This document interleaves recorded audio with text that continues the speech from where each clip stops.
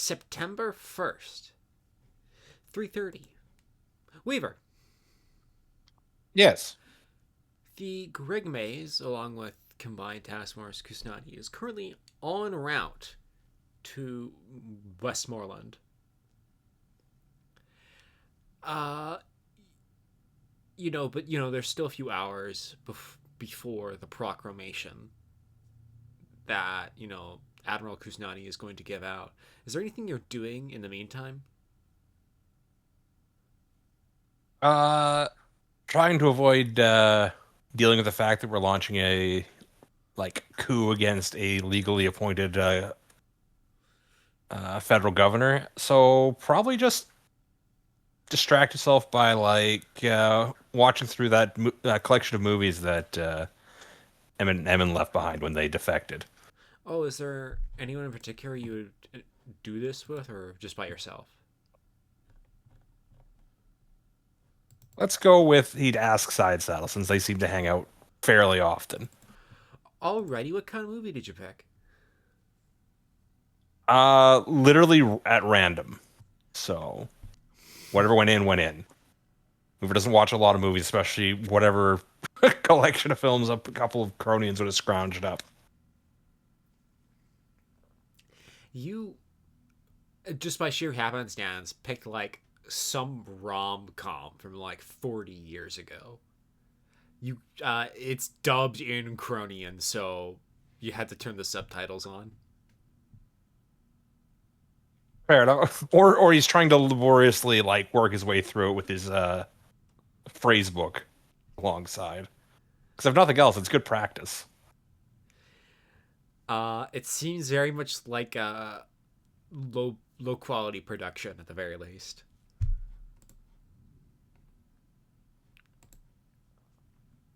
Fair enough. I imagine that at this point, Side Saddle is bored as hell then.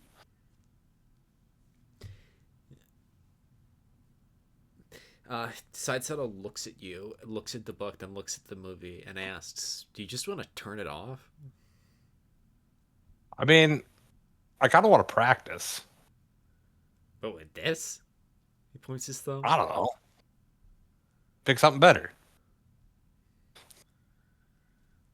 Hey, you're the one who wanted to watch movies. I mean, I'm more interested in this for its runtime than anything else. Huh? Running down the clock. I'm sure you can find something better to do than this. Uh, Maybe. Nothing brighter has occurred at this time. But he'll stand up and eject the disc and is it just is it all bootleg copies? So this is circa. Oh, I was going to use the example of burning discs in the 90s, but then I realized that is both wrong for the alleged age of Tis and also the age of everyone else here. So I'm just assuming it's a bunch of sharpied stuff with we got no cover art or anything like that. No. Yeah, you're right.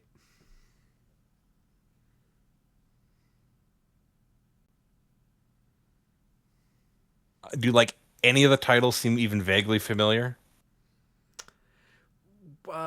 Well, there's really one issue with that. Okay. It's all written in Cronian, so trying to I find. mean, that is something that Weaver has been working on. I know, but I can't imagine you're fluent though. No, but imagine reading it is not impossible for him, especially with his phrase. But I don't know. See if anything procs. I don't know what the correct check for that is. If I bumble this, I grab something even worse than the current choice. Let's see. Tact academics. Academics. Okay. Two success. Your hand glides over a film, and then you see it's an opera, and you decide against it. Okay. Ugh. He'll just like throw his hands up in defeat. It's like, I don't know. I just don't want to think about what we're doing particularly much. What do you mean? Does it not concern you that we've gone rogue in the middle of a war? Well, it doesn't really matter. That's an interesting take. Well, think about it. We're gonna lose Saturn, probably. Uh, and Agreed. you know, let's say we don't do all this. Then when everyone else does their coup, where do you run to? You have two options. You go to the rings and essentially become like what, a warlord or something, and then you lose later, or you go to the belt, which I think is like, I think the rebels are starting to shoot us there too, like openly, and you just do this all over again. I think this is kind of it.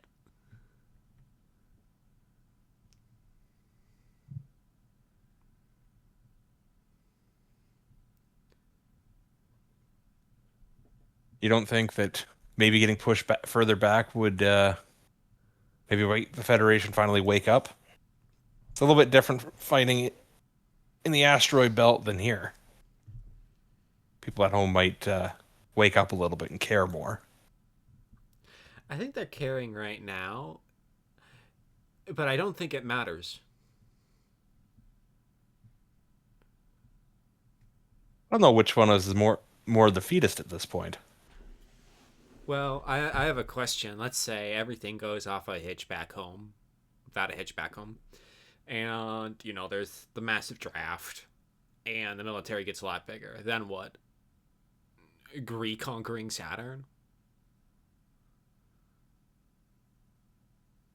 It took the Federation 30 odd years to lose here. How long do you think it'll take them to win it back?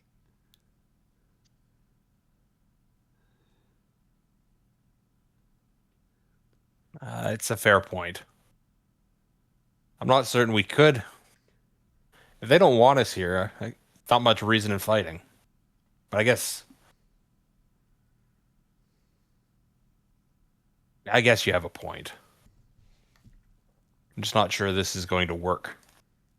Well, if it works or doesn't, it doesn't matter.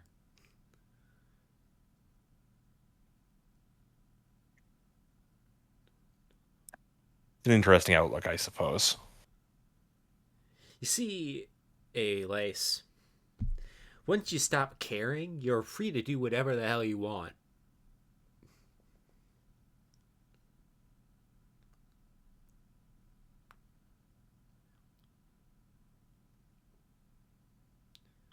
I don't think I'm quite as capable of not caring. At least about this. You see Side Saddle shrug his shoulders. Well, whether you do or don't care, I suppose it doesn't really matter to me.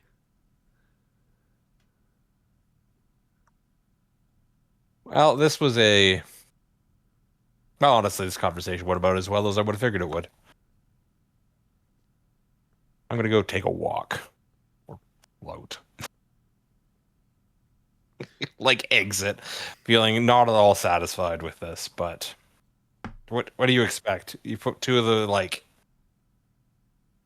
least well equipped people together for this sort of figuring things out. And Weaver will probably wander back to the hangar because he still hasn't decided how he feels about this thing. But no matter what, he wants his Walker frame to be in as best of shape as possible.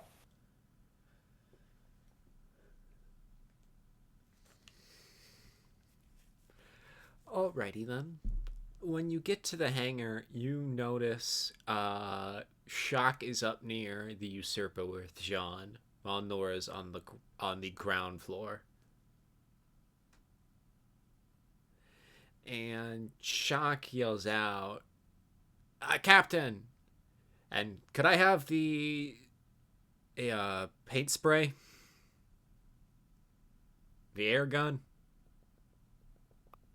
Nora tosses it up to Shock. Sure thing.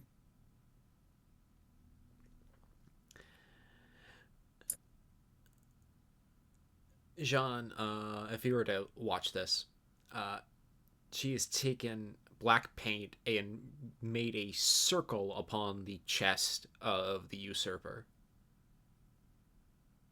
Wait, I'm sorry. Yeah? Repeat that for me again. She is spray painting a black circle on the usurper. John is kind of looking it over like, what is that supposed to mean? Well, I'm gonna make it into a record. A record? Yeah. What for? Well, you know. You know who. Ah. You mean the disco? Yeah, Dancing Boy. So it's a kill marker, I assume. Yeah. What else?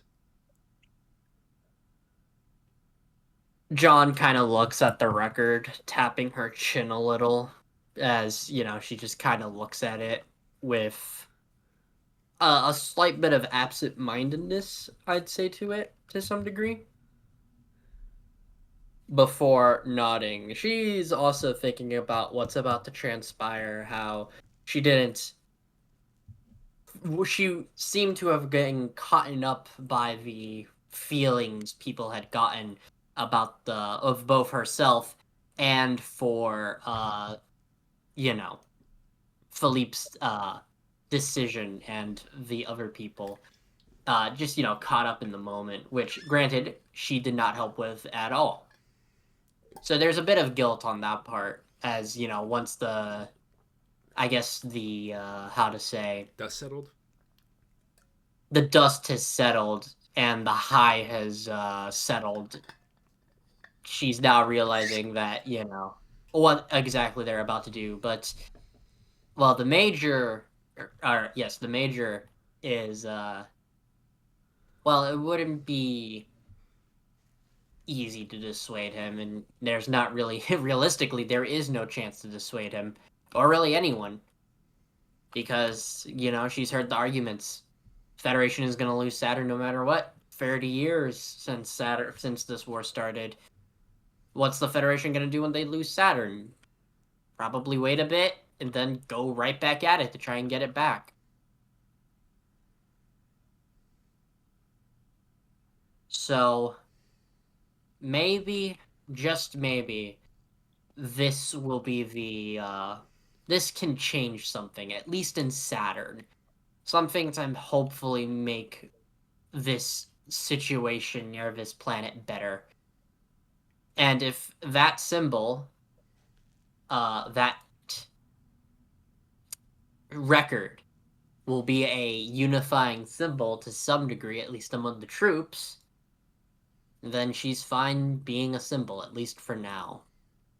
Something to help inspire people, not as just a propagandist piece, but hopefully someone who can, with her own power, help people, at least the people on this ship. And she's gonna look over to what Nora might be doing at the moment. What is Nora doing? Nora has just painted a small little shamrock. A shamrock? Mm-hmm. 4-leaf clover. Is that supposed to be a good luck sign, Nora? Or is that supposed to be a good luck sign, Captain? Something like that.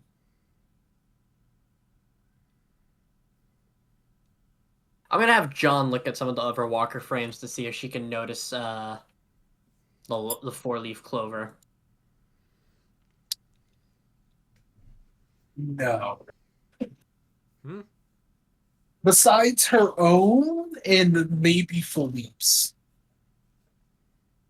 If she could ever get her hands on Philippe's, there'd probably be a shamrock hidden somewhere. Can I try to intuit what this might mean? There's the obvious symbol of like, oh, four-leaf clover, lucky. But this feels Nora's answer feels a little like there might be a bit more to that.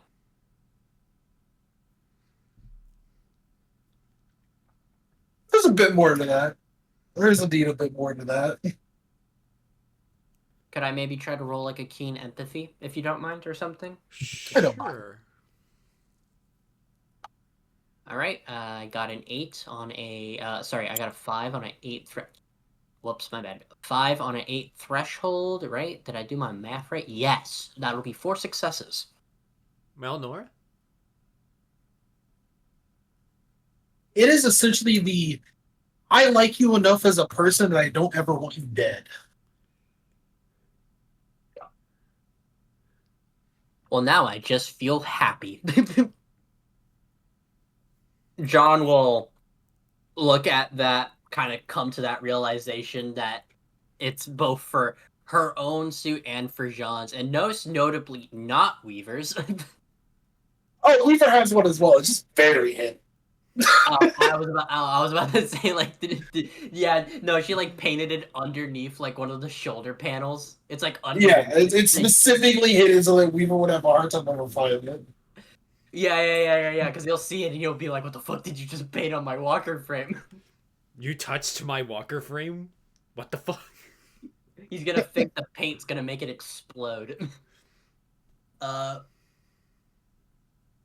Jeanne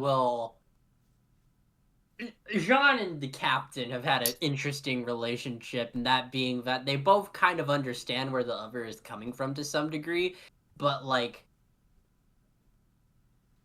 I don't know how else to say it, because this is gonna come off as a very big Tomino-ism, but there might be something about, I guess, their role in terms of their gender, if that makes sense. There might be some, I don't know, camaraderie to that degree. And, the ideas they both kind of share of, like, I guess in a way, we gotta get out of Mars. We gotta get out of Saturn. Nora only wants to get off Saturn so that she can go back home to Mars and do the same thing. But we don't talk about that. It's fine, Nora used to hate her, like, other side of the family's opinion of wanting Mars to be separate from the Federation. Now she's debating on whether or not the Federation should even have Mars. Average That was Martian very moment. They haven't been very good, and I mean, John's also thinking about, her time during Vator TM. So, yeah, John isn't exactly loyal to the Federation, but this has been established. Oh, that is a good point, Frep. You have slapped on something non-standard to identify your fellow pushists. The shoulders of your walker frames are not white. They are currently a let me think of a good color. Probably green. Yeah, green. This is what the berets and armbands are going to... They're green for an amazing reason.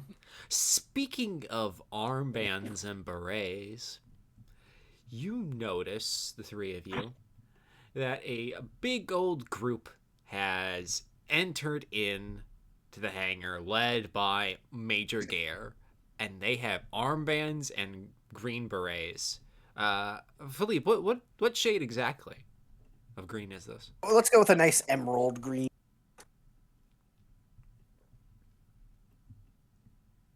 And Philippe basically puts his fingers to his mouth, lets out a whistle to get the attention, and personally drops a bag by his feet and says, "Collect your identification markers. You would not want to be shot because we thought you were one of them, eh? Colonials and regular. You hear As of this moment, there's no difference." you hear a few cheers as, the colonials rip off their orange berets. and walk on over.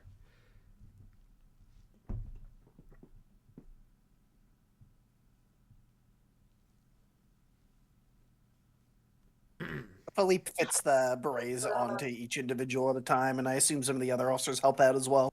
Yep.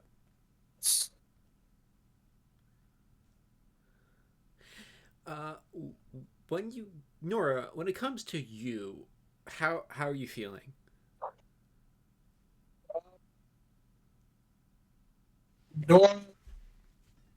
Nora's honestly, this is like putting on another mask. Is the best way I could describe it. She already took off one mask of her normal self whenever she moved into the military life. Now she's simply moving to another mask of someone who doesn't only care for the Federation anymore. How Freudian. Actually, I believe it would be Yunian.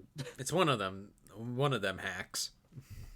It's probably Yunian on account of if you said mask, and I'm currently playing Persona 3. Well, because you were the next up to talk, Jeanne.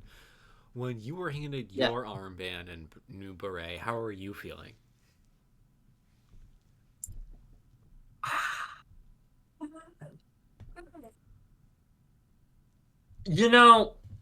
This ship, this Greg maze, as it were, if one were to say, how has the general relationship between the Federals and the Colonials been while sharing this ship for most of the experience here? Quite good. You don't know how it is with the Colonial Administration Army of the Belt, but their Cronian counterparts are fucking jokes. Except for the men and women of Taskforce Kusanagi. So there, I guess also on account of, there might be a sense from them of being like, oh, these guys are sticking with us. They're not just gonna, they're not just gonna let some random governor make the situation on Saturn even worse, So I guess there's a sense of people are there, like the spirits are high, and she can see how she can see the good and the bad, I suppose, in this situation. She can see what they're doing is kind of a extreme, to put it very lightly, but she could also see that there might be a chance, there might be a chance for something to come, something positive to come through this, even if it's only minor, even if something even worse happens, there just might be something worth happening here. To cut in for a moment, every time someone comes up, they're getting the very classical Euro pat on the cheek, like, there you go. And to Nora, Philippe will say, "It fits you well," as he lifts the blue beret off, tosses it to the side, and crowns Nora with the beret of this movement. And when it comes time for Jeanne, Philippe will whisper, "Today Saturn, tomorrow the belt." Fuck.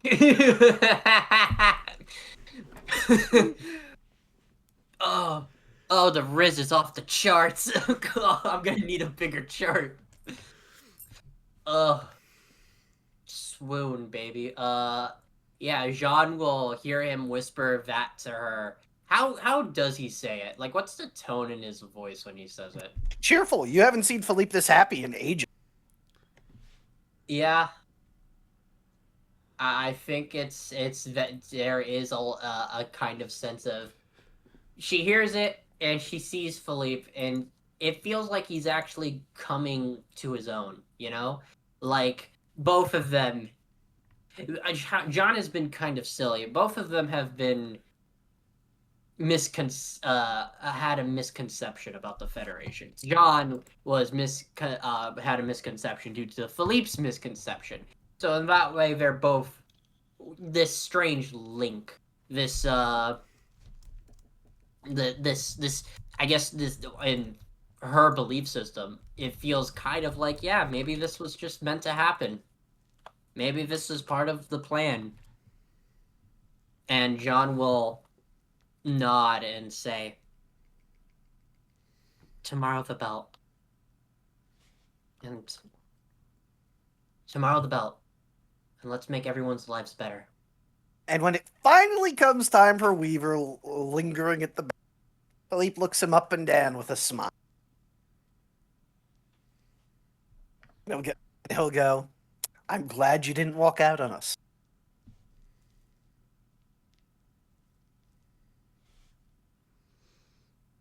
Not many places to walk. True, but say the word, and I'll give you this chance, and this chance only to leave. After that, you're in. I can't do it without you, Weaver, but I'm not going to force you. We've saved each other's lives enough time to call it even, I'd say.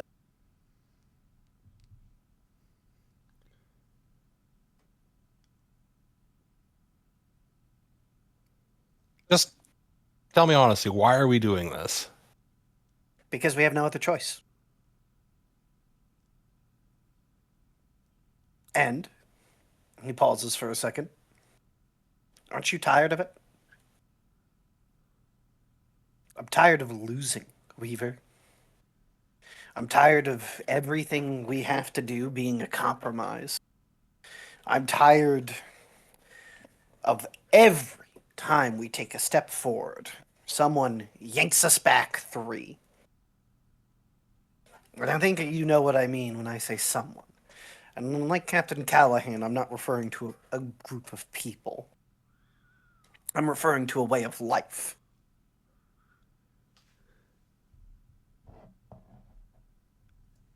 The Federation was founded in a spontaneous action of unity. What do you see in this room right now between these people from Saturn, Mars, Earth? He touches his own chest. The space colonies, Lunar. I see a unity the Federation's been trying to recapture for decades. And they have failed. We achieved that. And do you know why we achieved that?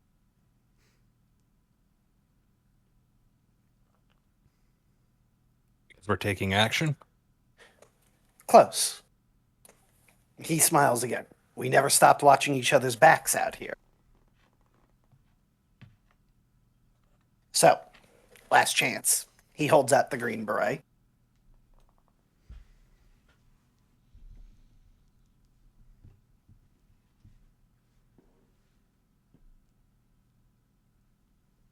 Weaver will sigh and take his beret off his head and fold it and put it under his arm. I imagine Weaver has not exactly been subtle that he's been somewhat opposed to this. No, he's not good at subtlety. So I imagine there is some cheering from those who notice this Gelmine, since he would be one of the more notable Hell holdouts. Yeah, I'd figure as much. That makes sense. Can I roll leadership to have had this win over the rest of the holdouts? Because that was what this was for. Sure. I still lost my 1 die, so unfortunately this will take a second. Someday. Someday we'll get you more than 3 dice. Oh my god, okay. Well, that's a 1 and a 1. Oh my! This is the second Philippe's time. in top This is 4. This is the second time I've seen somebody roll a critical success in forming a coup. In one session after the other. In another game, actually.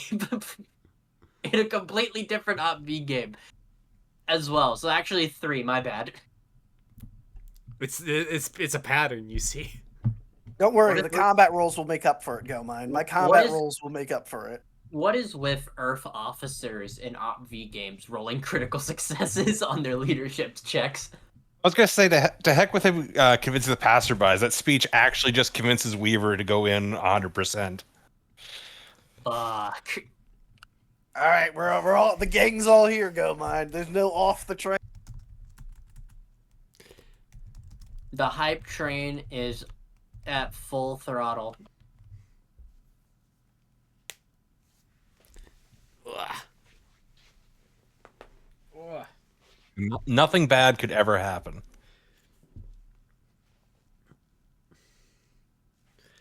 You gotta hope, Max.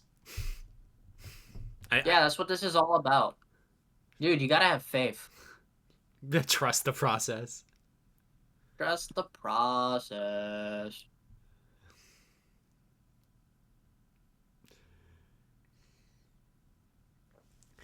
Anyways, with this task force in total agreement, and nothing else to really do, I suppose we'll have to move this forward in time some.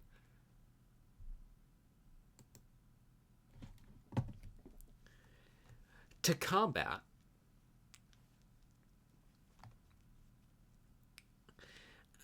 the speech from 2 episodes ago is played out again. You all get to hear it, as do the defenders of Fort Westmoreland about an hour before you hit them.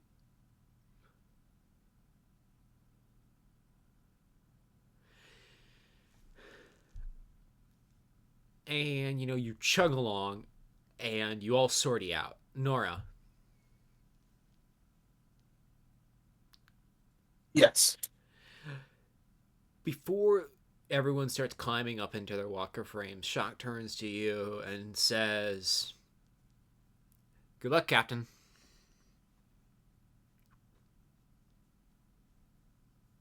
Good luck, Shock.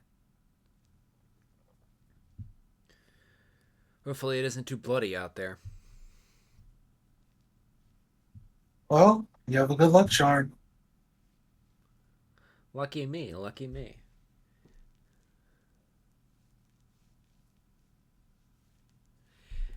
And you all sortie.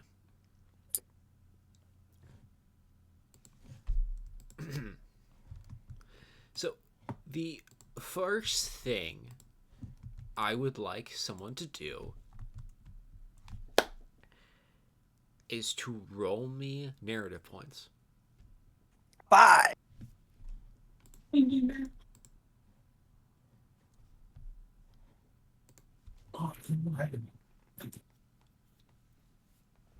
Alrighty then.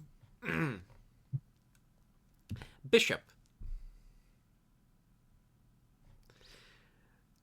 Yeah. You're getting some hails from what looks like to be a force of colonials. 3 Jamesburys and a trio of freedom fighters. Reporting names Waltzer and Wizard, respectively. Okay. Well, Philippe will answer the hail. And it says, "This is Captain Meng. You're in restricted airspace. Return to your carrier." And Philippe will respond. Under the command of Acting Governor Kutsinyati, we are taking command over Fort Westmoreland. You are ordered to stand down and join. And I would like to make a leadership test to essentially just get these guys forward. We got the momentum. Alrighty, I would like you to make me a leadership check with no modifier. Just your natural leadership. Before I roll this, I'm going to spend a data point for a plus. Very well then. Because I feel this is an important test. Quite.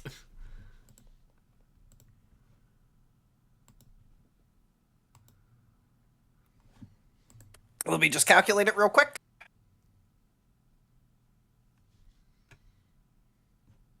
8 successes. 2 failures. We really are Napoleon maxing tonight, I guess, huh? Not the Napoleon accent. There's a moment of dead silence as, these Jamesburys, about 15 of them, are pretty much staring all of you down.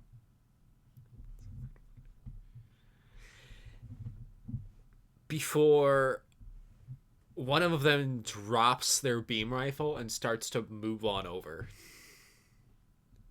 followed by the rest of them. All garrison forces that are joining the rightful administration of Saturn switch to these IFF tags and frequency. If you do not stand down, and Philippe is broadcasting this over open comms, we will open fire. This is Major Philippe Guerre, and unless any of you are the Dancing King, I don't think you can handle this.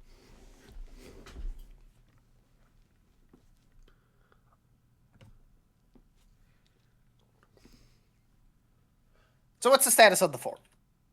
Just so I know if I have to give any orders to the other players now, or if we just checked the combat, which is fine. We can just funny roll this along.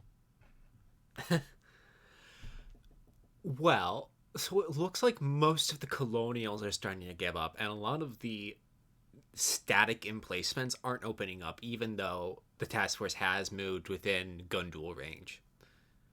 You've been in rocketry range for a while now, but no one opened up on account of the fact that there was a standoff. All right, I'll open up comms with the HQ of the fort then, I suppose. I imagine I know the frequency. It's no secret. Yeah, exactly. Well, we're Federation soldiers still, technically. As of 30 minutes ago, you were. Until Anderson disavows us, we have that shield. We are still Federal soldiers.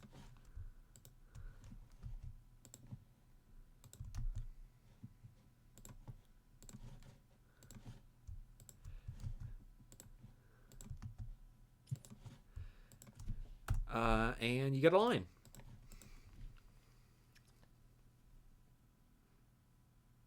This is Major Guerre of the Earth Federation Space Army. I am taking command of Fort Westmoreland. Stand down and prepare for boarding. You hear a scoff. Stand down, Major. I'm sure I can... Do I see any colonials in that view screen? No, you only see Space Army. Who is this guy? Do I know? You can ask. Identify yourself. This is Brigadier Johnston, Commandant General, of the Westmoreland out of respect for your service, I'm going to offer you one more chance to stand down. Your Walker Frame escorts have already joined us. And what, become a rebel?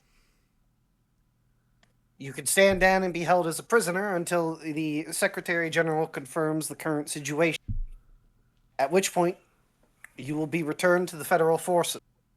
If you resist, we will be forced to consider you a traitor and deal with you accordingly. Bold words from a rebel. Sir, I regret to inform you, you are currently the rebel forces. You hear another... You are currently upholding an illegal regime that only is in power in Saturn due to a fraudulent election. By the charter of the Federation itself, and all bases of democratic law as is enshrined in said charter, the current false governor, Sunya Chao, is an illegal governor. If you are defending her administration, then you are in fact in rebellion against the Federation, sir. You really don't get how this is going to play out, do you? Are you a betting man, sir? I don't work with bets. I work with certainties. Then you will certainly die if you do not stand down. What is your response? For the Federation, and then the line cuts. And you see an Andes-class heavy cruiser along with a task force open fire. All forces engage!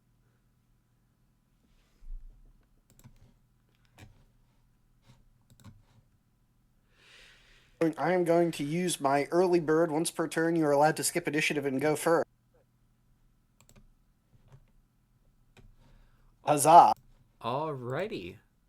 What now, Bishop? And Well, how many ships are? Well, so there's about a task force worth. So something like 10 to your 50, they are definitely going to lose.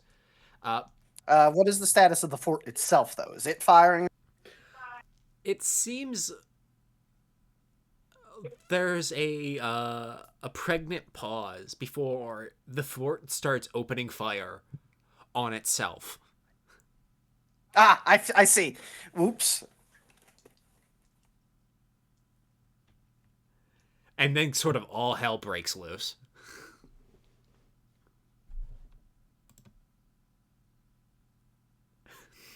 Yes, Peri, you did do that.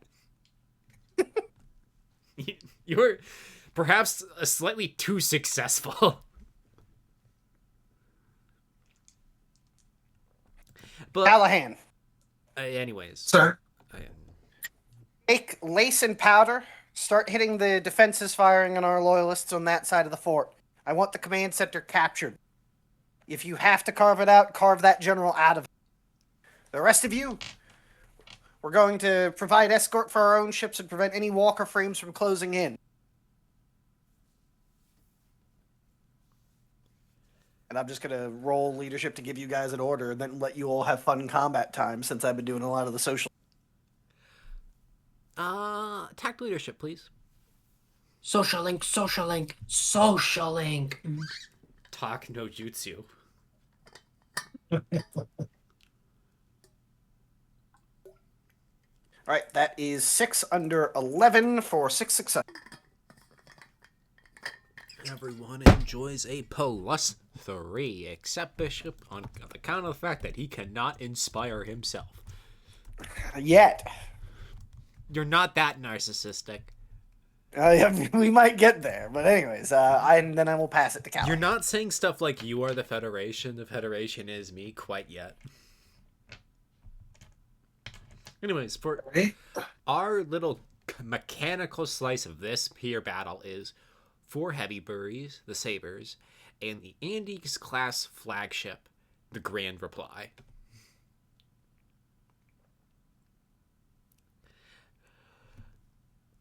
Because Bishop isn't using his action yet, I'm going to assume we're going to wait to act. Yes, sir. Which means, no call, what would you like to do for your action? I think I'm willing to take out the first saber. Or tip two before it becomes a problem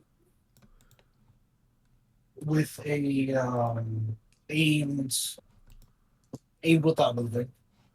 Oh, so It's like the advantage would be pretty wait, so just so I'm understanding this, are you standing still to get aimed, or are you also using a reaction on top of that?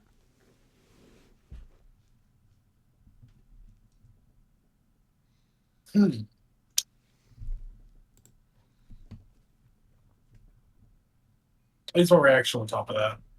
It would be an additional +2. Okay. But you already have a +3, so it's a +5 naturally. And then Yeah, your target's nimble.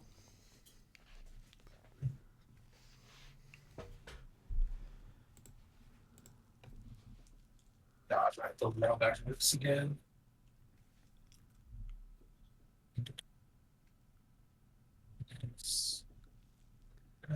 Would you like to fire multi weapons or with like a penalty, or am I memorizing? Oh, you can.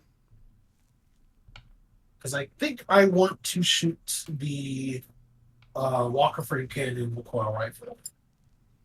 Before the rifle, already. So, just to let you know. So, typically, when you do 2 checks, that's a -2. Because you're switching weapons, that'll become a -3. Just to let you know. Okay. Because you're standing still, it would be at a flat if you don't use your order yet.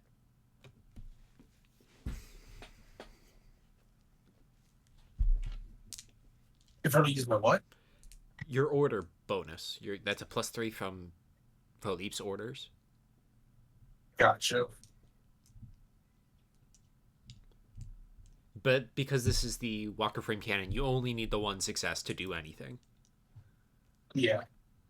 I'll do the Walker Frame Cannon first. Alrighty, the first saber will attempt to dodge.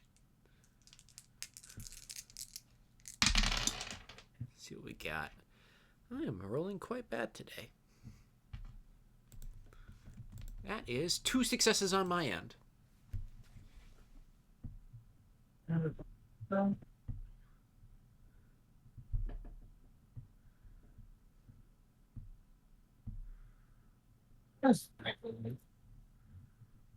getting a +3 you said from Philippe's. Yeah, but you don't have to use it now. Because remember, the next thing you're going to do is going to be at a -3. Right. Yeah, so...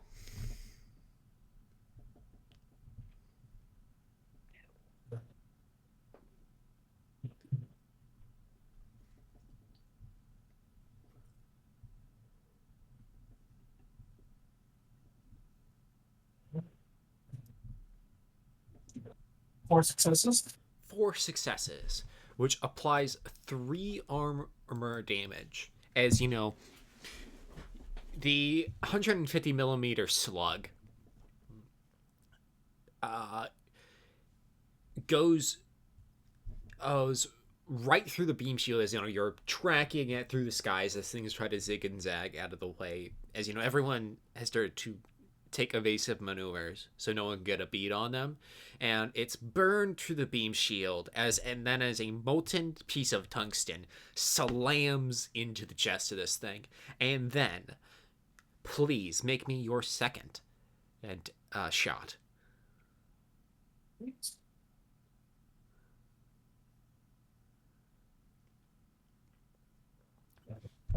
The order I assume you're using? Yes. So that brings down your -3 to a flat. You can use a reaction additionally on this to make that a +2. I will. I've got to work the eye threshold for a shot.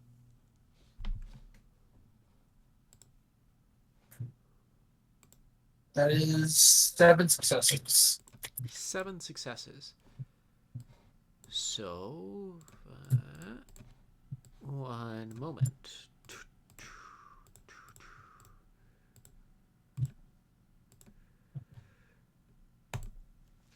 Which strips all of the armor on this thing, bringing it down to 4 frame.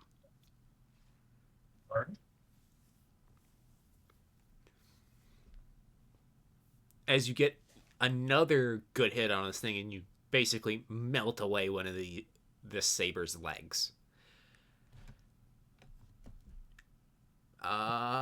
Bishop, because you're in way to act, would you like to activate? No. I thought I would ask. Then, in that case, Nora, who would you like to pass to? Real quick, because Paradox definitely forgot. Make a leadership check to have others go after you, motherfucker. Yeah, I'd like to do that. Okay, then Painful. you'd like to use your officer ability for the first time. Probably not. I don't think it is my first time, but definitely I have forgotten about this intermittently throughout each day. I've just decided I'm going to threateningly remind you in a whisper every time you forget from this point. It works out.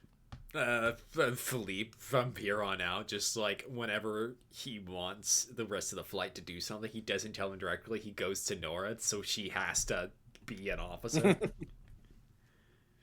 I hate that. Not the Philippe shoulder. Do your job. Anyhow, your officer ability, Nora. What exactly would you like to do? I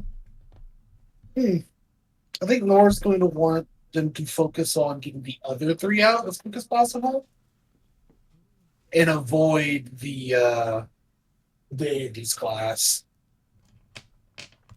Alrighty. I assume this is a leadership bonus in order. Yes. Alrighty, please make me a attack leadership at a -3.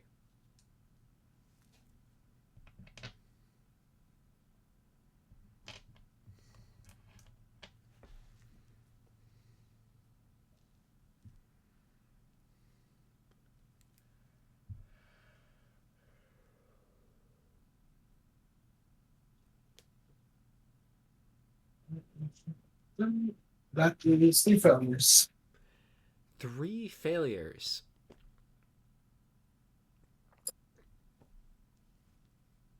Lace powder. If the two of you, what was it again exactly, Nora? You said Nora wanted them to deal with the other 3 heavy berries and avoid the Andes class. All right. if you try to attack the Andes class, I have bad news for the two of you. It's at a -2. Makes sense. Okay. And Nora, then, who would you like to pass to? It must be an enemy.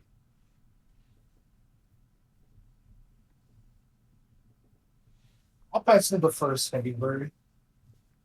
The first heavy berry is going to take a pot shot at you, no call. Yeah. You have a reaction. Is there anything you'd like to do? Dodge. Alrighty, please make me a move check. Oh. Can't I just... What is that move? Can they just attack back? Yeah, you can. Yeah, I'm going to attack back. Do you have a weapon that can attack back? Because I know they're both slow. A Walker from Cannon. Ah, yes. Yes. Very well, then. Please make me a ordnance fire. Alright. Ord fire shot, I think, then?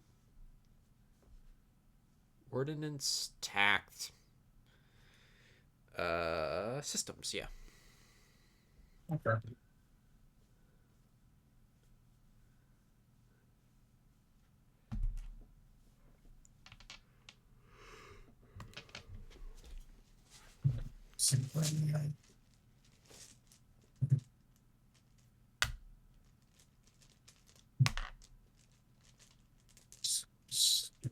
That is 4. Do I still get the bonus from me standing still, or is that only for It's a one-time me use. attacking?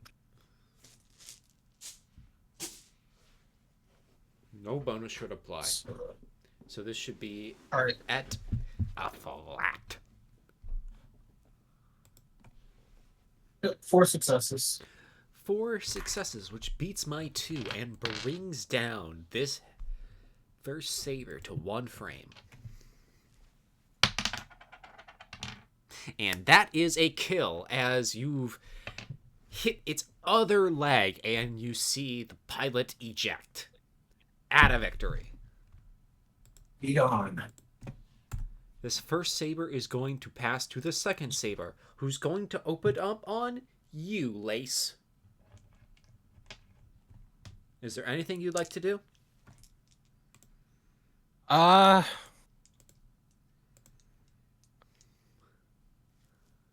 I will try and dodge that, I suppose.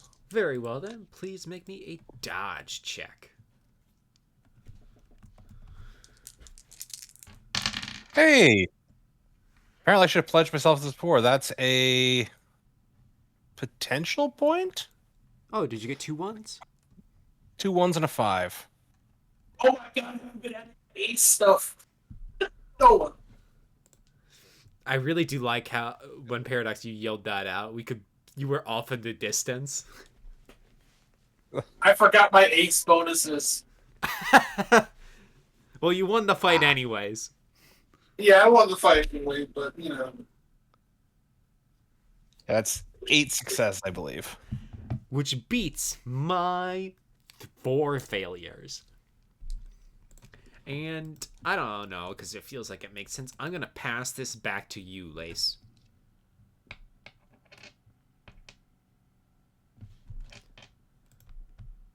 I mean, I'm just gonna use the the fact that I maneuvered to try and line up a shot on this guy, I guess.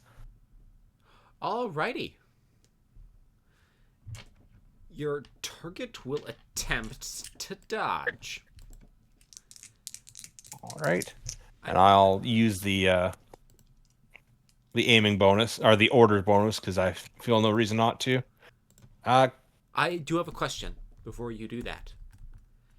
This target has a Yeah. beam shield, and you have a beam weapon, and it has coating. Would you like to try to sneak a shot around the beam shield? Yes, that was what I would like to do. Because they soak a whole lot of damage, so if I can get this by that, I will do so. What's the penalty for trying that again? So it's a -2, and -2. if you don't get a prerequisite number of successes, you do half damage on whatever you got. Gotcha. Yeah, I'll suffer the -2, and then he's got nimble 2, so it's going to be a net -1 if I use up my bonus from that order. Correct? You're forgetting one thing. Remember, you have Hunter Frame, and you're firing from a standstill, so that's an additional +2. So it'd be that +1 then. I wasn't sure if I still qualified for that with having dodged, or is that kind of just not using a move maneuver on my turn? The thing is, like, yeah, like, it's whatever is most recent is how I tend to play it. So let's see. Okay. You need to get at least 3 successes for the effect you're trying to go through on this call shot to go through. Okay, well, I'm aiming for a 16, so we'll see how this goes. Do you want to use a narrative point just to really put this guy in the ground? I'd love to use it to re-roll, but I don't know if you can when you roll 2 6s. Yeah, you can. It's a high. Oh, thank God. Remember, it's highest possible roll. Okay. Well, I will re-roll that because that was that was a 14 or 16 on the dice. So much for my oh man, maybe the dice luck has changed. No, I've been reminded. I will in fact spend because that seems really bad to flub. That is significantly better. That is 10 on the dice. So that is 16, 7 success. Versus my 5. So, let's see. 5 versus 7, that's 2. Which should be 8 damage. You got around the shield, so you don't have to worry about that. -2 because of coding. 6. You apply 6 damage, wiping away all of its armor.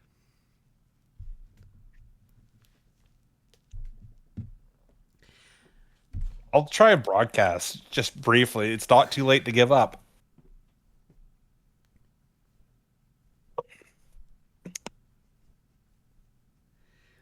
Lace, who would you like to pass to? Let's flip it to powder if I can. Jeanne, Yes. what do? You have these So, 3 sabers in front of you, and you have the grand reply. right. And I have been advised to not attack the grand reply by my bestest pal in the whole wide world, Nora Callaghan.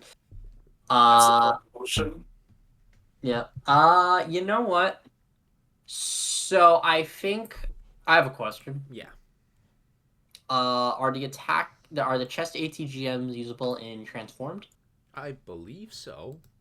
It's been a while since ATGM is a missile, right? Actually, so it's a wired guided missile, yes, typically. All right. So I think I'm gonna have basically, as the skirmish is beginning, John is going to transform in the usurper, and if memory serves, my usurper is a single seat variant, right? Correct. Right, yeah, because we're like the F-15C to the Eagle, which don't worry about it. I know you're not a plane guy. A cursed machine. Yeah, it's single seat instead of 2-seater. Yep. Maybe they improved, or I don't know. Regardless, So should I take out Wizzo from the thing? Sure. I think I probably just put it in there in the meantime. Yeah. Reminder, what does BS stand for? Beam shield. You have a beam shield. Ah, HP value correct. 5. Gotcha. Okay, so yeah, John is going to transform. So I'm going to transform. I am now transformed. Which means I now have an extra mobility in cost of reactor. So now I have 756 instead of 657. Dog, I swear to goodness gracious. So yeah, John's gonna transform, and she's gonna use the initial scuffle to try and basically swing past one of the heavy buries, and she's gonna just try and nail the guy with honestly. She's gonna try and hit the guy with her select fire beam rifle from behind, basically. So basically, transform, swing past them. Actually, I have a question. Yeah. What does the battlefield look like? Like, what's the like the general like build of the area? Because I know we're attacking a fortress. It is currently over. He's going bad. I think he's slipping. Oh. Thank you. Sorry about that. It's currently over as open ground as you can get. Let me put it like this. Had the fortress's batteries actually opened up on all of you, it would have been difficult, to say the least. Right. Okay. So there's nothing I can use to try to obscure my approach. No. All right. Then yeah, we're gonna use that to an advantage. So basically, transform. She's gonna actually swing downwards, and basically, let me pull up. Let me doodle something. Let me doodle something and send it in VC. Keep running until I'm done reading. Just so I can better visualize this. Okay. So this is square is bad. Square man is bad. Never mind, this pen isn't working. There's my pen. Square bad. Triangle good. That's space.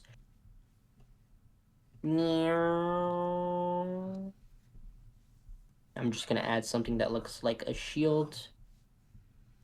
Yeah, okay. Boom.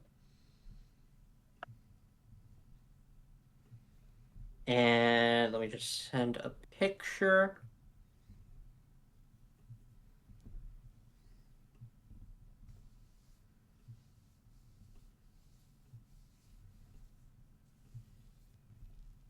Ignore the fact this is on a subway receipt. But yeah, she's basically going down. Oh, sorry, McDonald's.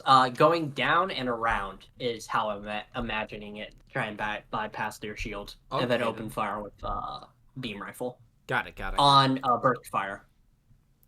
Okay.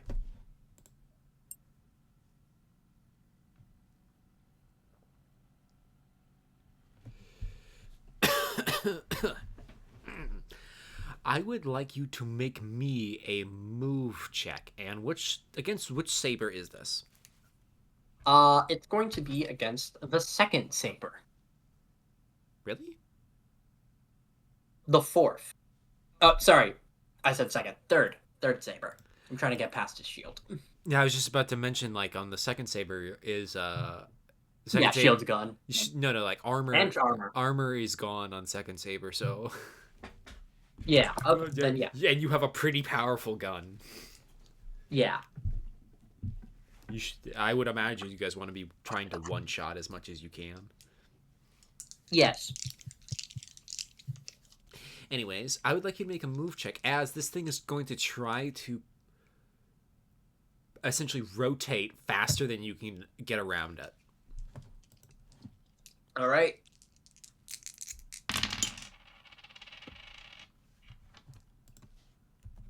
That is 7 successes on my end. 8 successes on mine. You, like a bat out of hell, dive. And, this is not atmospheric fighter. So as you're moving around and as you like suddenly switch, so you do a long hooking arc to the camera's perspective below this thing, you rotate your nose up so you can try to get a bead on this guy as he's turning to try to keep his shield facing you, and you for just a split second can get most of his lower torso in sight in target, and you pull the trigger. Please make me a snapshot at a -3. Anything you do doesn't care about the shield. It will go straight to the body. Would you like to use an error point? Awesome. Nope. I got an 8, so 5 successes, which means that'll deal maximum damage. So a total of 14 damage. I don't think it's actually quite maximum. You do get your second burst because, base eats one. So it takes... Yeah, because the base is 1, and then I got 5. So 1 is, and then 4 would go to Pierce, and then 2... Sorry. 1 would go to the success, 2 would go to the Pierce, and then 2 would go to the burst. You're forgetting it goes to base again. It essentially restarts. So it go first success is 5, second success is 6, third success is 7, fourth success is 5 again. So okay. It's 13. You were just shy of max, but that is still enough to kill this guy. Could you roll me a 2d6? 5. Excellent. It does not go critical, as you can add a victory, and that's a kill. Where's my kills? Where's my thing? There it is. Right-hand side. 4th Walker frame kill. We're almost there, guys. It's only been, like, to your perspective, 8 sessions, and you almost are an ace. Like an actual one. We're almost there, guys. Living on a prayer.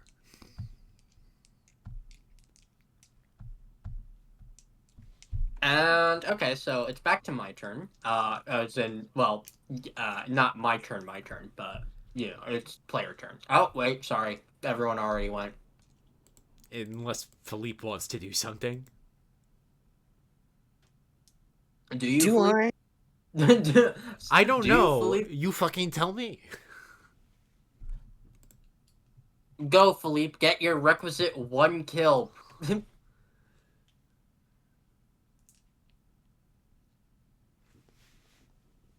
It would be really funny to do a solo attack on the Grand Republic.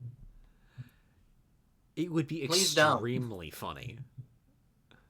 It would be so out of character for Philippe, yet so in character for the current mindset he's in. What? Typically, with 18 mass, you need to beat it to death because it's a heavy cruiser, repeatedly. But Sorry, I'm just imagining. You're in a weird mind state right now. Fuck it, why not? I'm just imagining Nora being like, all right, Jeanne, Weaver, whatever you do, don't go for that ship. We're gonna have to group up. Wait, I just realized. What? My odds are way better because it's not just Philippe attacking this thing. Come, Mike Chud Colonial 15 Walker. Sorry.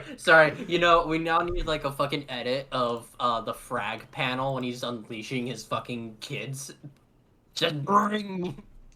Philippe is going to pinpoint the Grand Reply and quickly talk to the colonials who have joined them in Cronian, because reminder, he's been learning it in the background this entire time. And is essentially going to lead the charge. He's not going to order them to do it themselves. He's not going to send them to die. He is going to be at the point, rushing the Grand Reply. And trying to calculate routes for them to take that will minimize their exposure to flak, even at risk of himself. Alrighty, please. And I'm going to sub out a traditional mech stat for 2 skills. I would like you to make me a tact leadership technology on a 3d6. That is somehow the best lineup you could have given me. This is cold slang to your skills. I'm not looking at anyone's sheets because there's too many sheets to look at all at once. I have an Because my NPC. threshold's a 17 for this, guys. Ooh.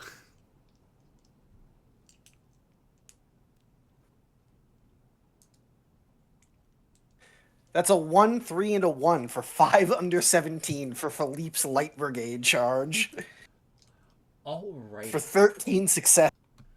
So, I'm gonna say for an effect, because I don't want to roll out 15 attacks on the Grand Ply. That doesn't feel quite right. That your attack run yourself will be unopposed, mechanically.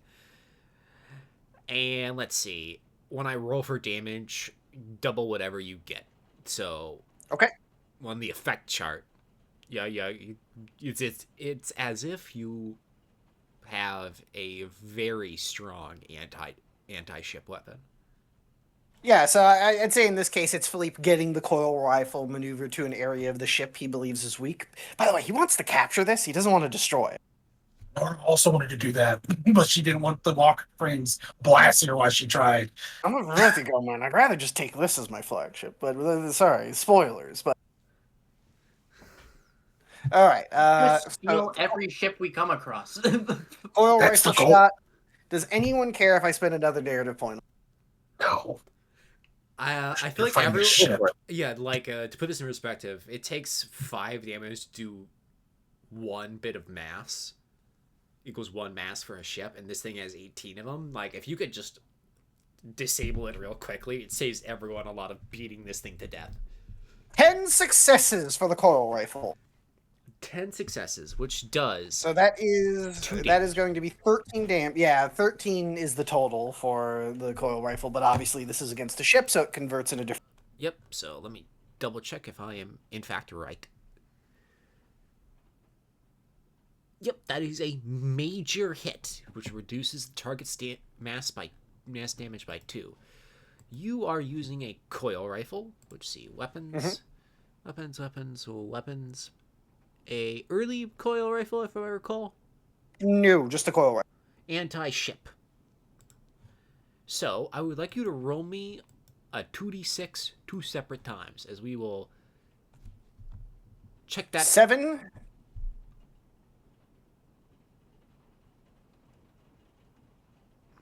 And let me roll the second set.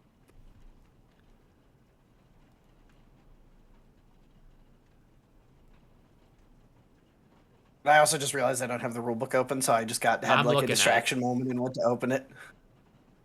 Don't worry, I'm looking at the exact chart we need right now. All right, and a 3. And a 3. So, you pull the trigger, and you clip it on the side, and it goes through one turret and into the thrusters. It is dead in the water. Did Philippe just take out a ship? You disabled it. You didn't kill it. It can still fire. Yeah, But you know what but you it's the can do? victor. Yeah, but you know what you can do really right after Yeah. this? Just walk somewhere else. Yeah, which is what I do essentially. You can leave. You can leave. And Philippe will just report to Cagnati that the Grand Reply has been disabled. It's dead in the water. Good work, Major. Move towards the residential section. We can't let that rat escape. And I will do so. So I gotta ask, how's the rest of the flight feeling about seeing Bishop pull up something they've literally never seen him have any indication of being capable of doing? This is not going to stop the cult of personality growth, is it? For free. Oh, just Nora with the I always knew Philippe could do it.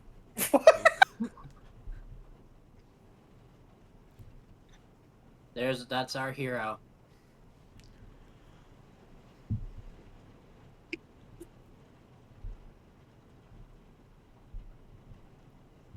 Yeah, but by the way, dear viewers, by the federal scoring system, Philippe went from 2 victories on 2 walker frames, was it? Yeah. To 9 by disabling that heavy cruiser.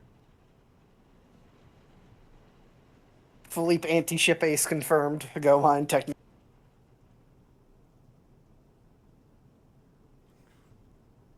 Right, well, exit stage right, I guess. Also, just as a reminder, because I noticed on the sheet it's not showing it, I have 2 reactions now because I'm reflex 1. Thank you for reminding me.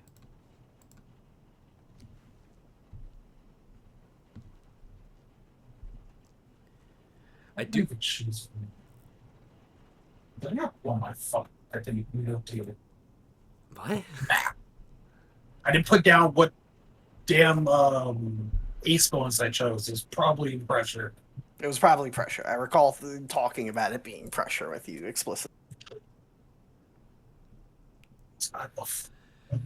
I assume most of these demoralized Space Army Blue Berets retreat back to their task force, who it's currently crippled and in no real position to do anything on the off chance you would try to attack, but they will not interfere from this point onwards.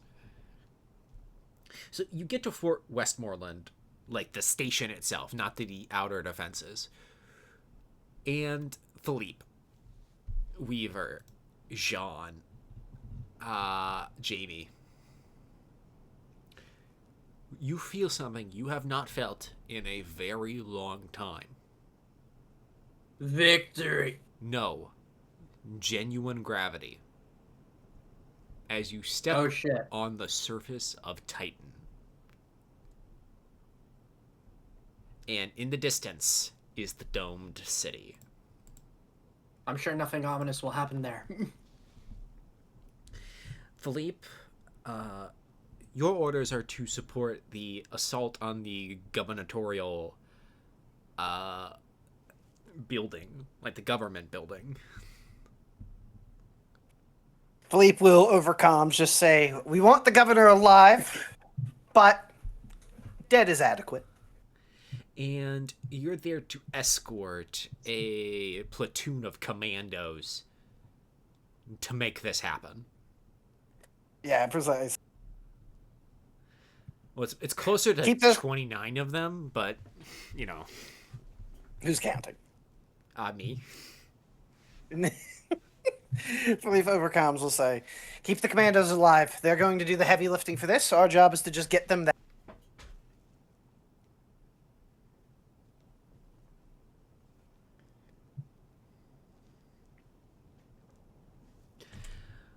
Alrighty.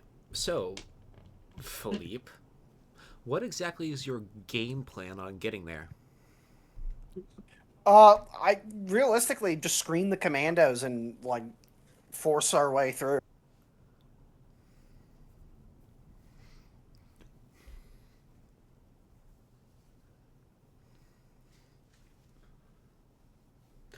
Alrighty then. I would like you to make me a team action maneuver check. Using your mobility as well. That is a 6 under. Yeah, 6 under. So this is a 3d6. Sorry. Mm-hmm. All right, so that is 11 then under. Let's check. Let me do the math. 7 plus 4 is 11. No, plus 6 is. Why did my math just die? Okay, there we go. 7 successes. Versus my 4. I am going to roll a luck. I have a question. Would you like high or low? Let's say high. That's high. As what you see happen is... Wait. Alrighty. Pretty much all the inbuilt defenses of Fort Westmoreland do extend to the Dome City you have just essentially busted into. You've gone up to, you know, one of the entrance hatches, like, for surfacing reasons. You've blown it open. You've done a reseal. This is the first time you've actually done this in combat, but, you know, you've done it in training many, many times. This is your first time actually doing some dome fighting. You're used to more station-style stuff. And you have your kangaroo drop carriers tailing behind you. And then when you get to the dome itself, where everyone actually lives, you start going as fast as you possibly can. And then all the stationary defenses open up. And you see the perhaps biggest barrage of anti-air missiles you've ever seen in your life, as pretty much the entire city's array is against specifically you and your 20 strike craft. Most of your walker frames are fine. They suffer minimal damage. Side saddle gets hit in the arm and he has to drop his beam rifle. But otherwise, you've pretty much lost no real combat capability. The issue is, all of your kangaroos are not as tough as the walker frames, and one gets hit and is forced to land well before you actually get to the government building. He'll detach Jeanne to protect those commandos. You got it. I think she'll like that, Joe. The commandos are on foot or in walkers? They're on foot now. They had to make an emergency landing. All right. I have The rest of us are going to push up with the rest of the commandos. You're just there to cover these. Yeah. Go mine. Yes. Can I have John attempt to? I want to say maybe. I guess it would work as a leadership role. Can I roll to improve leadership? No. I think I want John to just kind of go over the speaker comms or go into their comms and just basically tell them to exercise caution and to please be careful, not in this is for the operation, but in a genuine comeback safe kind of way. I see. So, Jeanne, as you peel off, the fire against you dies real down as you enter the city streets. You essentially notice the kangaroo drop carrier has carved in a nice hole where it bottomed out against the pavement, and you see this group of 12 or so commandos plus the drop carrier ship crew sort of stumble out of it. And mind you, this is less than 5 minutes after they've just crash landed pretty hard. Right, John's gonna go over comms. Are you guys okay? You get a reply in pretty broken inner. All fine, ma'am. She's gonna look towards the kangaroo truck. Is it still working? And you see a moment before you can visually see one of these commandos take a gander at the engine. It looks salvageable. I know what. Sorry, it's it's completely fucked up, and one of them in Crony, and it's just I know what's wrong with it. It ain't got no gas in it. Somebody took the engine out. Huh. Jeanne will look towards the truck, and then the walker frame the usurper's head will turn back towards them, and she says, I'll try to see if I can recover it later. The rest of you be careful out there. Come back safe. I want to try to inspire them to come back safe and not die.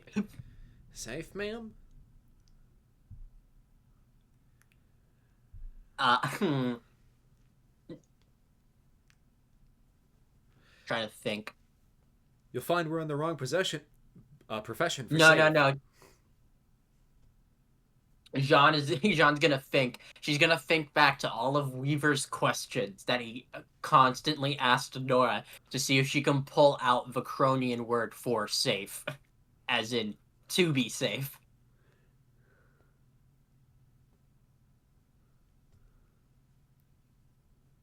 Should I roll an academics or something? No, they were making a joke. Oh, about being commandos. Sorry. That it's not a safe job. well, yeah. Jeanne will just say, "Still, try to come back." She's gonna let out. They're gonna hear a warm chuckle from her, but it's still, do try. You see this commando go up to his headset. We're not inclined to dying, ma'am. Neither none none of us are. All right, I'll keep you covered. Get going. You see them scurry off out of the open street and towards some side buildings, what looks to be an abandoned restaurant, which they start to hole up in. All right, and John's gonna just take position with her beam rifle.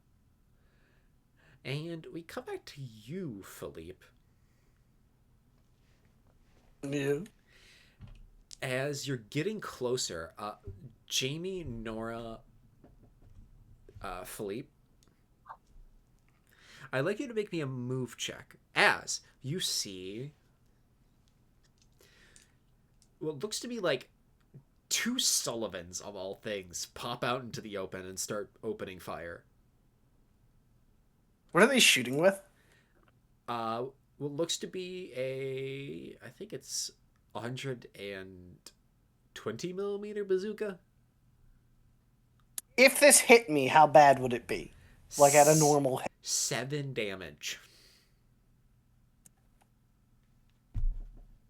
I don't want to dodge. I want to shrug it off. Okay. If then. that attack was meant to kill you and you don't die, you tanked it, and then it's like an image of Philippe's fucking walker frame getting hit. Because I want to use this to transition into another give up sort of pitch, using the fact that I didn't flinch from their bazooka shot. Yes, I am aware this is risky and stupid, but we're riding high right now. Yes, I see. From prior momentum, by which I mean morale. Let's Elan, one might say. Elan, initiative, audacity, even. All these good French words. Anyways, Alright, For we're rolling again? a move check. So, hilariously, because apparently I should have just betrayed the Federation way earlier, that's another potential point. Wow. So what Isn't was it- That's 9 success on the move check.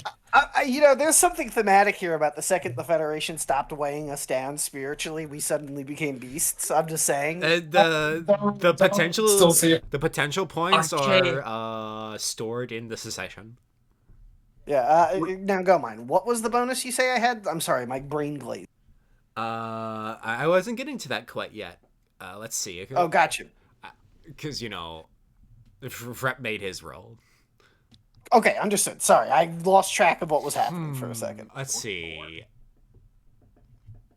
I don't think leadership. I think intimidation or expression would be the skills to use. The Federation isn't holding me down. So let's say grit, either expression or intimidation, whichever you prefer. And I'll do then expression. your armor value. I'm going to give you a +1 for your prior momentum. The logic of the battle currently favors you. 6 successes, 409. Let's see what these guys roll. It's 3 successes, which beats them. So Philippe basically just tanks, like with some clever use of cover and subtle dodging, tanks the bazooka shots, has the blows glance, and over basically the speaker in the walker frame will say, "Are you truly willing to throw down your life for a man who's not out here with you? Stand down now!" As like the smoke clears away from his Brady.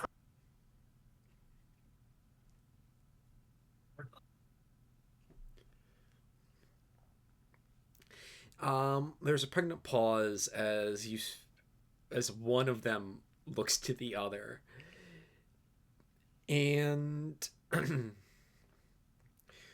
one starts to drop its bazooka as the other starts to get it. The one who didn't fire at you starts to look right at you, and then you see a beam go right through that one as shock took a shot clean and through the chest. Philippe sighs, but then overcomes, thanks, shot. Well, someone has to make sure you don't get yourself killed. Certainly isn't going to be you, Major. I owe you one. Everyone, let's continue. Let's catch our fish. and you see the kangaroos land, and everybody gets out.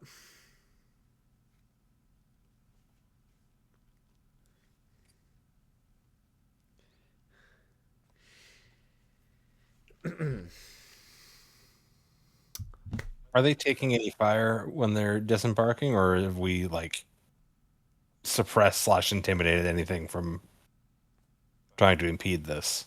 It seems like you've scared off anyone on the surface of these windows and such, on account of the fact that it's 20 walker frames versus a bunch of guys with small arms. No, that's the reasonable call for them to make. I just wasn't sure if they were stupid. That is a good point. You can never discount the stupidity of your enemy.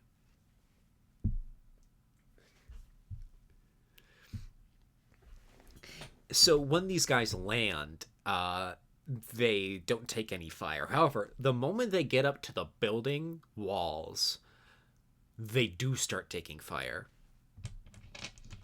And I have a question. And Frep, I'm going to let you call this because you were I was the last one to talk to. Red or white? White, better dead than red. And you see a group of 5 or so of these commandos pretty much promptly blow up as a grenade of some significant margin blows a hole through the wall that they were rocked up right next to, and most of these guys are either dead or writhing in pain now. And you stand there for a bit, and it's pretty slow going as far as you can tell, Philippe, every single time you check in. And it seems like your opponents for today are also commandos. And I know who trained these guys. Oh, who? Because I wrote his fucking Leadership of Renown bio. For the audience. I can't remember his name. It was Cuthworth? Yeah, Cuthworth's Commandos. Who, I will remind you, is the reason why Emmett is a Walker Flame pilot.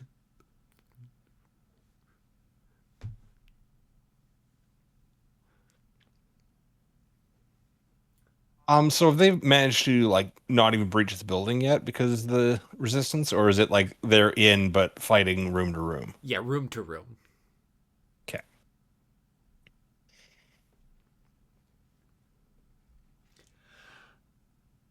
Sorry, what sort of building is this? It's a big government style building. Like, it's suitably impressive looking. Frep, you could in fact call this a palace.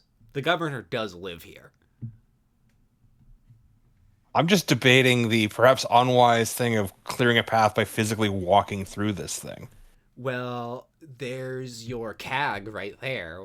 Always up for a act of deep initiative.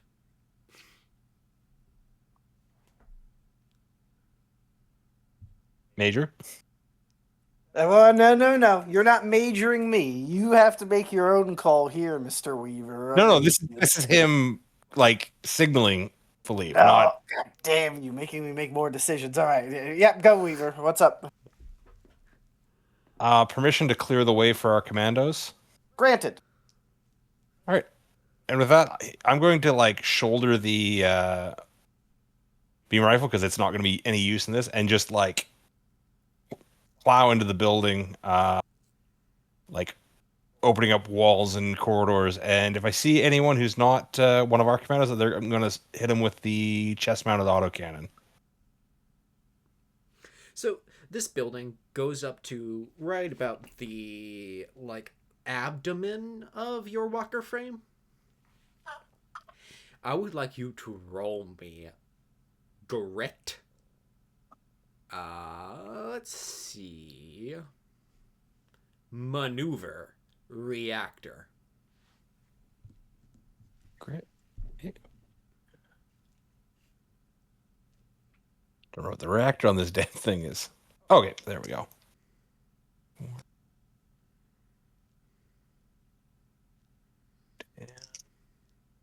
It's like I'm aiming for an 11. Would you like? Oh dear. Yeah. It looked so good because the dice stopped on a 1 first, but then it was followed up by 2 6s. Where are we sitting at on those plot points? Because I feel like this could go 4. very badly. If it's all right, I would like to spend another one Go for it. and re-roll this. This is funny. This is twice in a row I've rolled double 1s followed by double 6s. They've all been like 3d6 checked, so no hilarity, but still. Never mind. That actually got worse. That's 664. That is that's real bad. Reaver, you plow into this building, like walking through it, like almost like you're in a swamp. You know, slow, steady steps as you keep finding your ground, either stepping or collapsing much of the building. It doesn't seem like you inflict any like real friendly fire, but you have, however, cut off the direct path to Governor Chao, even if you've seriously hampered the defenders as well. Gotcha. I feel like wading around hip deep in debris is probably not very helpful for avoiding any unexpected surprises. So you'll leave? You'll get out of the building? No, I'm going to keep wading through, but I feel like I'm pretty mired in case anything bad happens. Like a clever bastard with an ATGM or something like that. You get satchel charged in the ankle? It's a real possibility that I've left myself open to.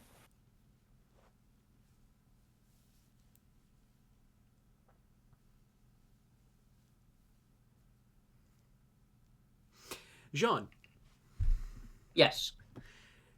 You know, you're standing around there for a couple of minutes, and as the time drags on, you're scanning both ends of this road, and then suddenly you see an armored car roll around.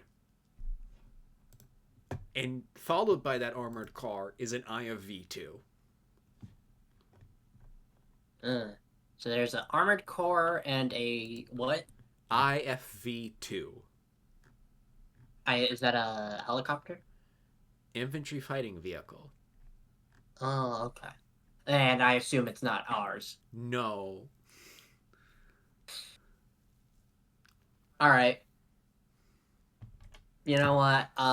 Jeanne's going to pull up the beam shield and ignite it and turn to them. And she is just going to with the chest ATGMs lock onto them, but she's going to first go on comms and say, "Stand down. It's not worth throwing your life away for this." And the only reply you get is them opening up with their ATGM. Alright, Jeanne's just gonna boost back with the shield raise and then fire her own ATGMs at the armored car first. She doesn't want to try to kill like the infantry vehicle because, you know, It's also armored. well, still, she's gonna aim for the one leading, basically. You mean the little shit can armored car? Yeah. It's about the size of, if anyone knows what this is, a ferret, which is it fits 2 people. So, okay, well, yeah, kill less people. Hopefully try to scare the others into surrendering. Why not? It's a worthy sacrifice. So yeah, she's gonna pull back, beam shield raised, but she's gonna fire off an ATGM at the armored vehicle. Maybe not directly at them, but like in front of them to basically knock them off course. Throw them over. Alrighty, please make me a snapshot. At a -2 because of the close quarters and how small your target is. Got it. That is 4 successes. 4 successes. One moment. There's something I do need to do. Wait, let me double check if I have it right. Sorry. You said snapshot. Yep, I got it right.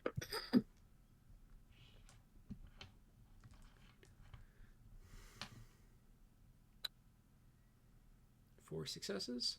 What you see happen, Jeanne, is, you like put a hole in the pavement right in front of this thing, and this AC-51 armored car swerves.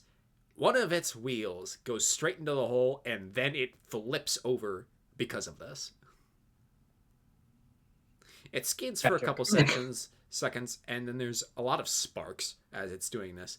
And then you see the IFV behind it pop its smoke canisters and start pulling back from this road. And John's just going to look at them pull back and just keep an eye on them so they know that she can still see them. She has this cool thing called thermal cameras, I think. I assume the walker frame probably has something like a thermal in it. Yeah, but the smoke canisters do work on... Yeah, like modern military smoke grenades do, in fact, work against them. Oh, they're hot. Yeah. Okay, yeah, no, that makes sense. Then, yeah, no, but she's just gonna watch as they pull back and just, Yeah, let them go. So the IFV is pulled back, but you do see very slowly that the 2 guys in the armored car, one of them tries to open up a hatch, and it's soon dissuaded as the commandos start opening up on them, and the hatch quickly closes again. They just sort of sit there now. John is just going to tell them over the speakers.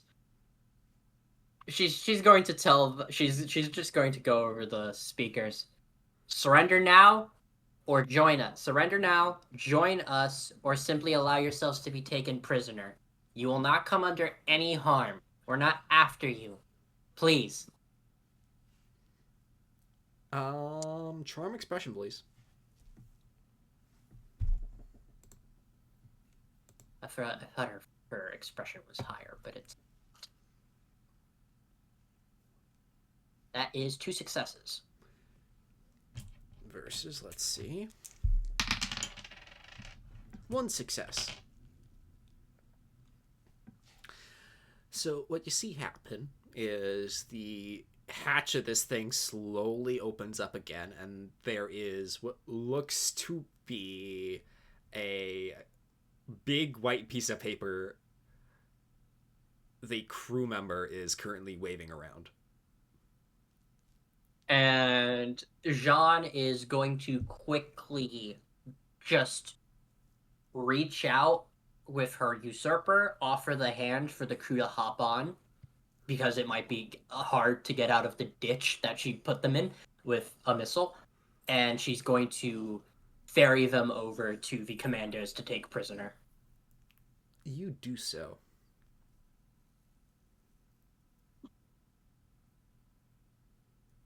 And yeah, she'll tell the commandos, if they want to join us, keep an eye on them, but let them join. If not, well, just keep them under capture.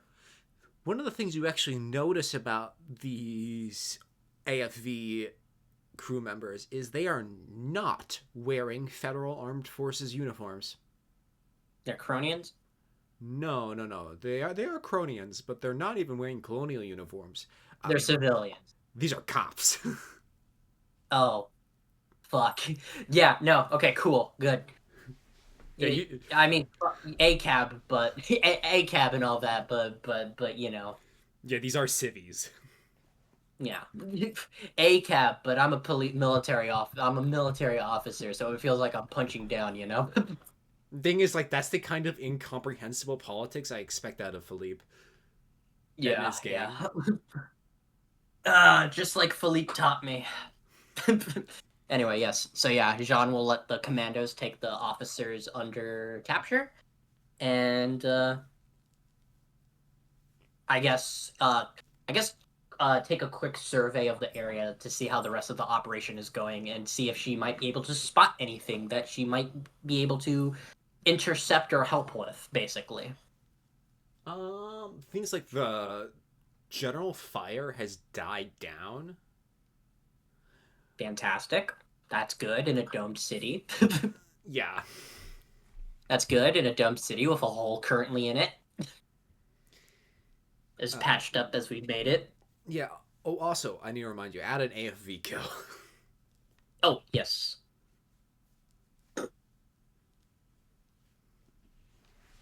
Oh, hey, now I have a score of 5. I'm an ace. Yes. Ooh.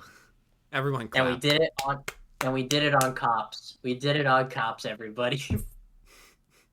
Anyway, cool. So, yeah, okay. So fire's died down. Can she spot maybe any further attempts to intercept the commandos by the forces here, or maybe some sort of like pincer maneuver or something like that, or does everything seem to be clear? Thing is, no one is coming to challenge you anymore because you are a fucking walker frame, and you're fighting SWAT. Like, these are federal gendarmerie. All right. That IFV that came over is the heaviest thing they got, and it is very much not a match for you. Yeah. Mm-hmm. Yeah. So yeah, then I think we're about done here, and I'll pass on to the next scene.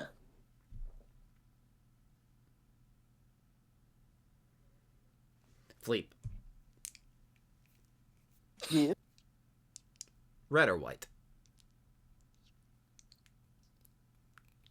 White. White it is. That's an even. Are you rolling that? White wins.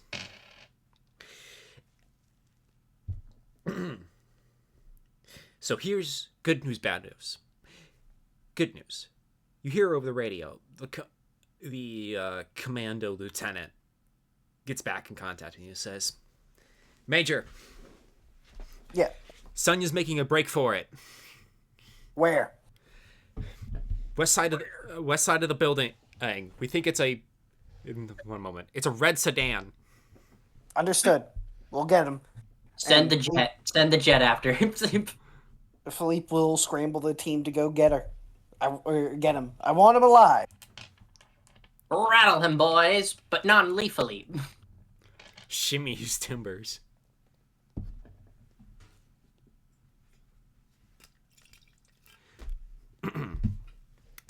Who here has the highest maneuver check? Excluding Jeanne, of course. On account of the fact that you are not in this area. I have 14. Jamie? I'm having a moment of the stupids and can't find out my character sheet. Sorry, maneuver. It's a move check. Yeah, no, I had scrolled and it just my screen had just perfectly cut it off, and I was like, "Where the hell is it?" I didn't realize it was at the bottom of the column. I was very lost for a moment. No, it's fine. It's fine.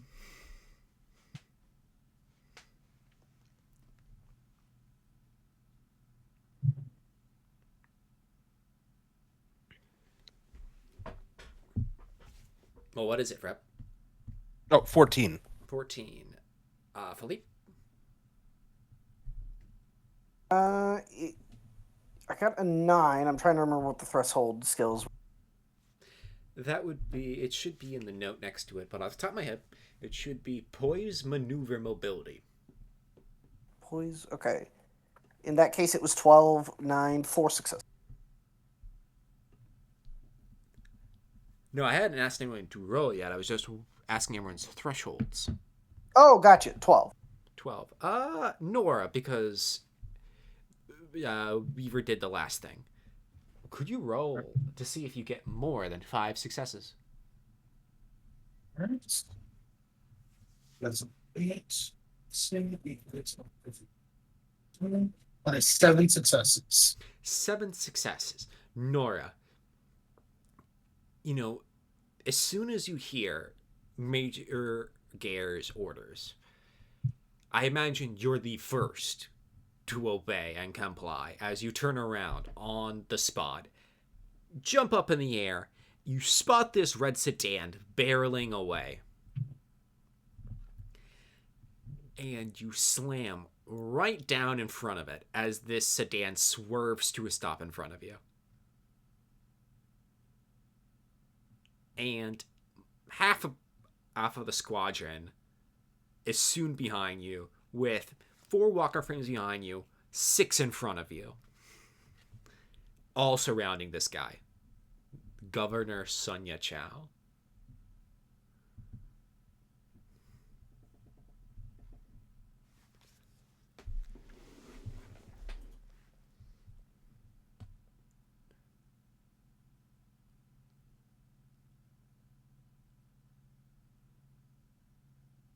Wow, this silence is going on a lot longer than I thought it would.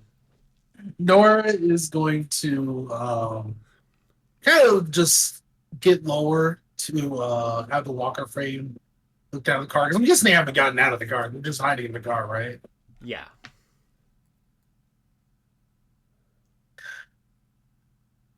Just simply going to say over the speaker of the walker frame, get out of the car. Let's make this quick. You all see the car door open as out steps a lone man in a suit. There he is, Governor Sunya Chao. Reach for the skies.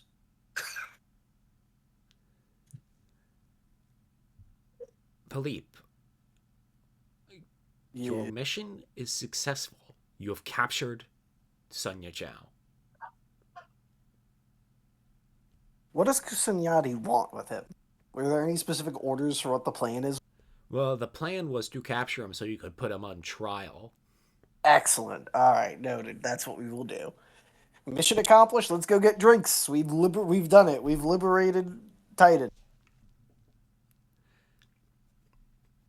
Heroes. Banker, actually, no, Siesta then asks, shouldn't we inform the rest of the city? Yes, but you all don't need to do that unless you want to listen to another speech. Well, I've done my job. well, sir, if they know Sunya Chao is captured, even the holdouts won't be willing to fight, right? Yes, just to clarify, that was more meant as a joke in terms of missions done. Let's wrap this up. We will now go announce. Oh, and then you see Scott's walker frame sort of like shift awkwardly. Apologies, sir. Nothing to apologize for. It was a bad joke. And Philippe will go find a broadcasting center and say, attention, attention. The illegitimate governor Sunya Chao has been captured by our forces. All holdouts are to stand down and surrender. The illegitimate governor will face a trial. Those who stand down and surrender at this point will be allowed to transfer their service over after investigation concludes. We are not your enemy. You, soldiers and citizens of the Earth, the Soul Federation, gotta get that ticket. The OC commentary. But At least you didn't say mobile suit. yes. Are the titans of humanity's future. Join us and stand strong.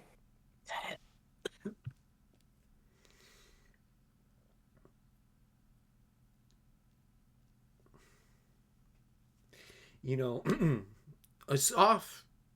You know, the camera moves away as some of the colonials and space armies formerly, you know, these newly minted green berets very tentatively step within the airspace of the dome and finds no one firing on them despite being open targets. Congratulations, Major Guerre. You've won the battle.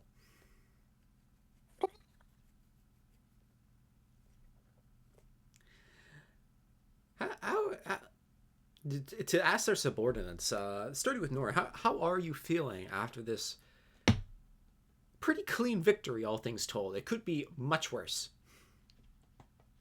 Fantastic. Let's keep going. When was the last time you had a victory as spectacular as this one? It's been quite a while. Deppers.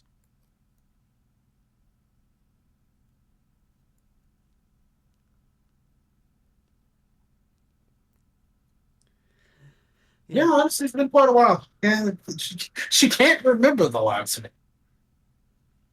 Maybe back in the belt. Probably back in the bell. How She was felt like she was still clubbing. like half a decade ago. Might as well be another lifetime.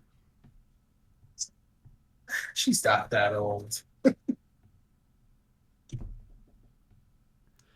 What about you, Jeanne? How are you feeling? You know, with the battle really over, another drop carrier came to pick up your commandos, and the gendarmerie you captured got to go to a hospital, Good, good. and you linked up everyone with Honest, everyone else. How are you feeling? it went really well. There was minimal loss of life. Not to say there wasn't loss of life, but it was minimal. Disabled a warship, managed to conquer Titan pretty, all things considered, pretty civilly. There was minor resistance. She managed to take out her stretch of the woods without any lethalities or fatalities, and we managed to just capture the governor. Of course, hopefully now we should be able to, hopefully in accordance to normal laws and not revolutionary justice, we can bring the man to justice for his very fragrant Crimes. crimes. Yes, and seems Philippe's speech, being titans of humanity, being people able to help out, helping out as best as they can in this situation, even if they have to cause trouble to do it, feels good. I'm sure nothing can go wrong. The future looks bright. For once in your life, everything's on the up and up. Things are looking great, and there's no way that's ever going to change. Enter title card. It can in fact change for the worse. Yeah, no, the next title episode drops, and it's just like, things change for the worse? Next Never. time. That's impossible. And what about you, Jamie? You were the one who had the most doubts about all this. Yeah, I'm actually kind of catch myself now that this is over because he was the one thinking this could go like disastrously wrong, and is normally the like, what could go wrong? What do we need to think plan this through? And then he looks down and sees himself like up to his walk frame's hips in like ruined governor's palace. It's just kind of starts to laugh because this is not anything what he would have expected. Is he a true believer now? I mean, you did kind of kill that role. And it sure does feel nice to feel like we won for once.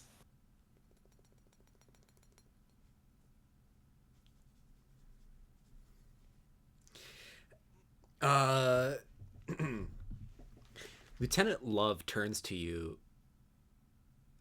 Philippe, and says, is Lace all right? He seems unusually jovial as Lace is, for once, actually full belly laughing.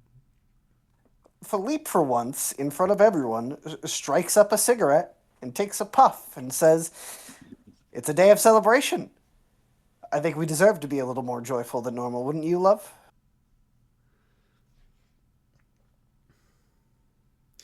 Well, there's worse things to...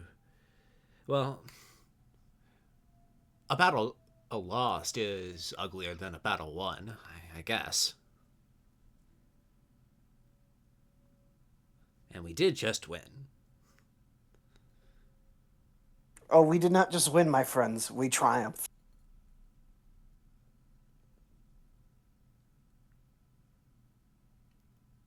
It was only due to each of your efforts. So, humbly, you have my thanks yet again.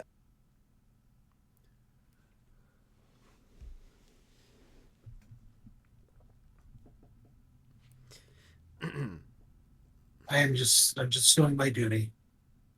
Now, do you think I could convince Cunyati to let me call dibs on that Andy's class? You did take it out. Banker says, I don't think they do prizes anymore, Major. Who's Why? they? Yes, so this is a new they now. Why don't we do prize? Gonna... Philippe doesn't say this out loud, but internally he's thinking, honestly, it might be a good way to pay the troops if this goes on. At the end of the day, it will give us more equipment to work with that people are actively looking for. Well, either way, let's not overthink it. For now, everyone, form a loose perimeter, get ready to stand down. Good hunting, everyone.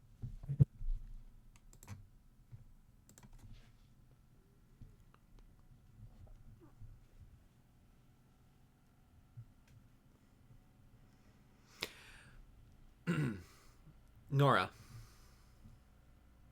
Yes. as eventually you're called to return to the Greg maze, you're standing next to Banker's walker frame. And, he lingers there for a second as, everyone else is essentially lifted off. And he's just standing there staring out against, the residential districts of the dome city of Fort Westmoreland.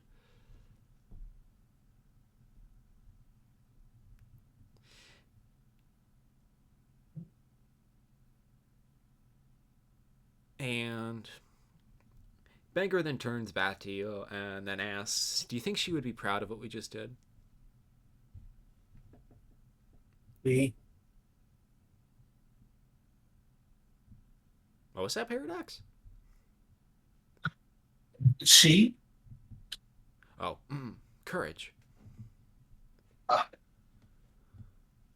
I don't know.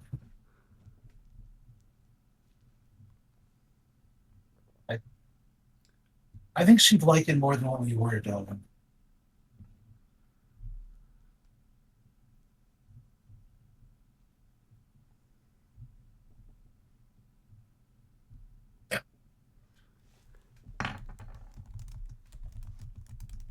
What do you think?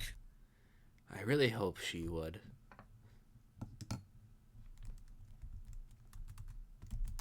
I did too.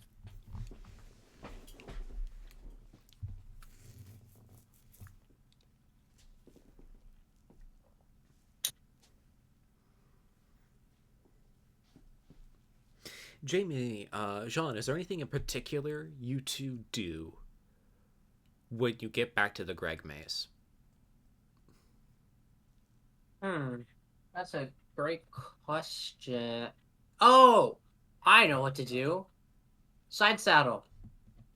Yeah, Isaac looks up. And John will say, I took out a walker frame and I took out an AFV today. So, I suppose that makes me an ace now. Just like I said, just like I promised you. Ooh.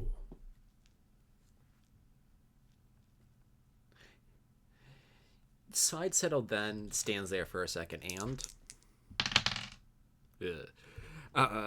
looks it to you with a dead face and says, like a completely blank face. You wonder what it feels like to get hit by an 80mm slug when you're on one of those things. Jean thinks for a moment. Well, it obviously hurt very badly. What did you hit exactly? What was the AFE? Which one? The tank? No. Well, they didn't exactly have tanks there. It was a kangaroo. It was a cop car, really. A cop car? They strapped a ATGM to it. And I took it out, put them in a ditch, and had them surrender. I'm sure we can ask Shock to, paint up a cop car. She's already doing the record. John thinks for a moment. I'll have her put it somewhere more hidden. It's a lot more frightening to see the record. It's a lot more demoralizing to see the record than it is to see a random cop car, don't you think? You know, back during one of the old calendar wars, an Air Force once ran out of hit so many targets that they started painting up mule teams as victories. Mule teams? Yeah, like for towing artillery. They'd hit every other single target in a country. That was a significant target.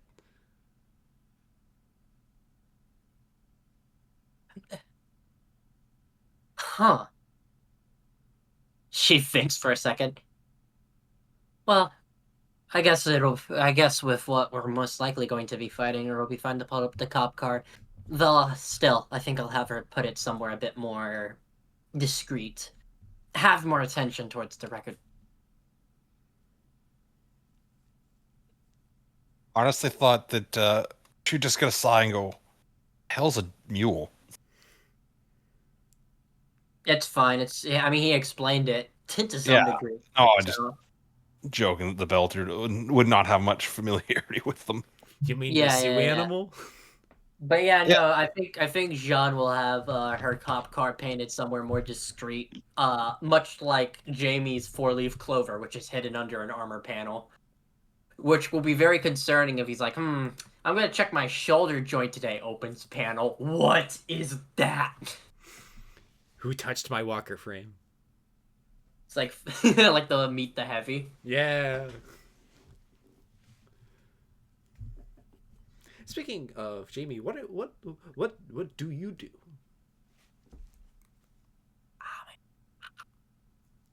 Probably once he's like done having his laugh, he'll like extract himself from the palace and like just get out and look at the like damage he managed to do by climbing through the building, because was wildly out of character for him, and now he's thinking about all the extra maintenance that's gonna have to go through. Think about how many taxpayer dollars were built to make this thing. Oh, I'm not worried about the palace. I assume that that's just a lot of embezzled taxpayer dollars. I was thinking his walker frame and like trying to like jimmy bits of palace out of the joints. It's more like fine dust. Mm. Because, Suppose that makes sense. Because it's a giant bipedal machine, there's more than one turret monster, and anything that gets caught in there gets crunched. Gotcha. It's going to be a son of a bitch to really clean out, especially the fact that the Greg Maze, as far as you know, is not going into the Dome City, so it's going to be a bunch of floating dust, which is no good for nobody. Mm.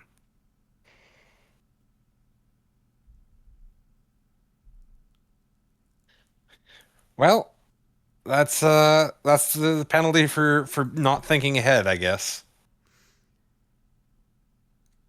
And he'll probably just start like digging into trying to remove as much crap as possible. As you're about to do that, you feel a hand on your shoulder. You'll turn. And you see Chloe. I'm blanking out which character that is. Sorry. Shock. It's Shock. I don't think I've ever used Shock's name. Actually, ever. It's always just been Shock.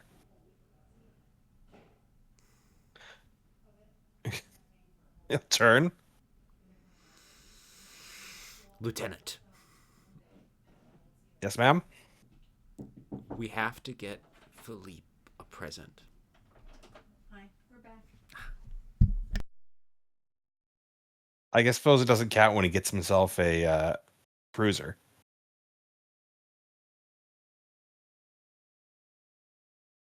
Sorry, could you say that again?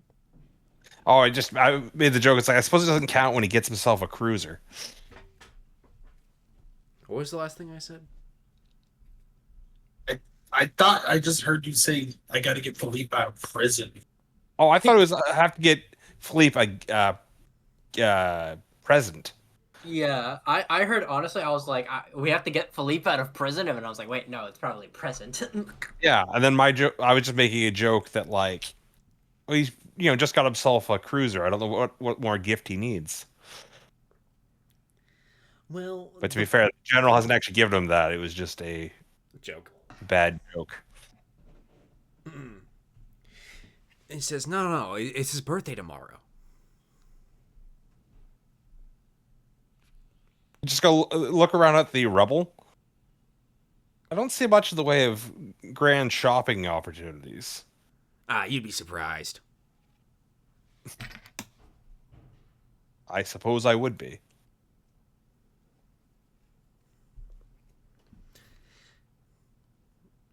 We finally got him to light Wait, up. I have an idea. What? I mean, my walker frame's still buried halfway into this No, you've come back. by palace. this- Oh, well, for humor, I'd like it to still be buried in there because I feel like the corrupt ex-governor probably had a really nice desk.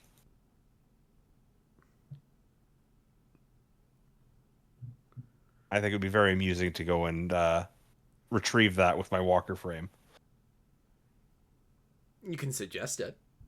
Shock loves doing illegal things. I mean, it certainly beats lifting it ourselves if we use the walker frame. Yeah, but when we grab it, where are we gonna put it?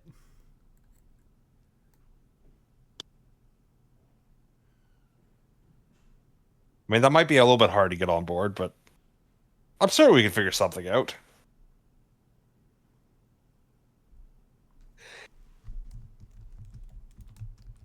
I assume Philippe has an office at least. Oh yeah, he definitely has an office. Come on, you've been to his office before.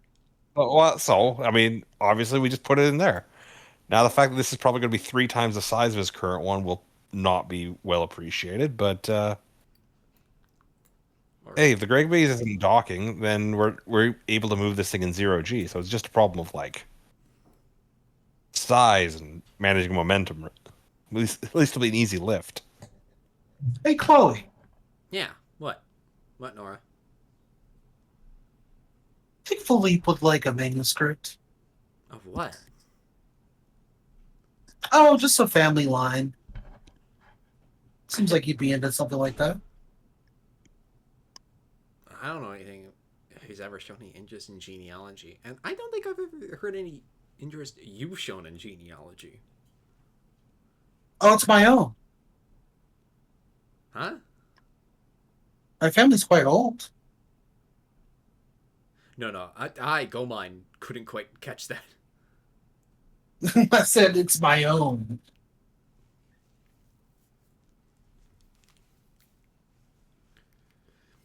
How the hell do you have time to study genealogy out here? Oh, I don't have the time. My family keeps track of it, and I have quite many books regarding this. My family is quite stuck on keeping track of that. What? Did they got an EMA Oh. general back there somewhere? Does wild geese sound familiar to you? Wild geese? Just an old term. No. Well, my family's Irish.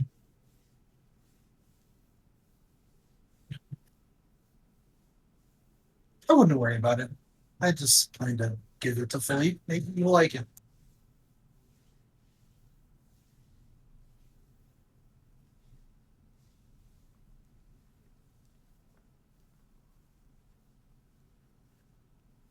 Hey, Jeanne.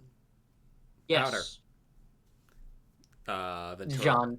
Shock yells out to Yes. Yes, ma'am? you. Do you know if the Major likes genealogy?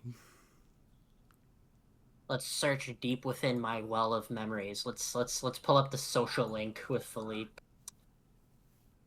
Honestly, I'm just gonna say honestly, like, knowing Philippe's quirks, yeah, I think he'd be into genealogy, the study of family lines.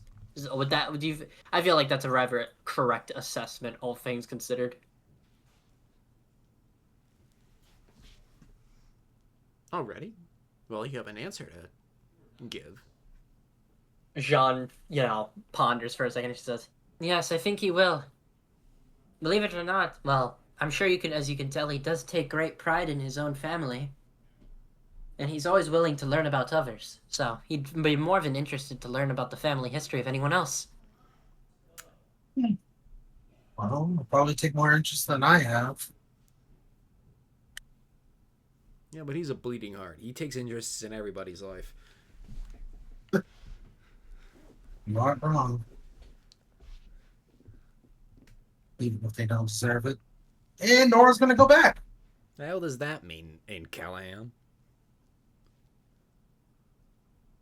Oh, just traitors.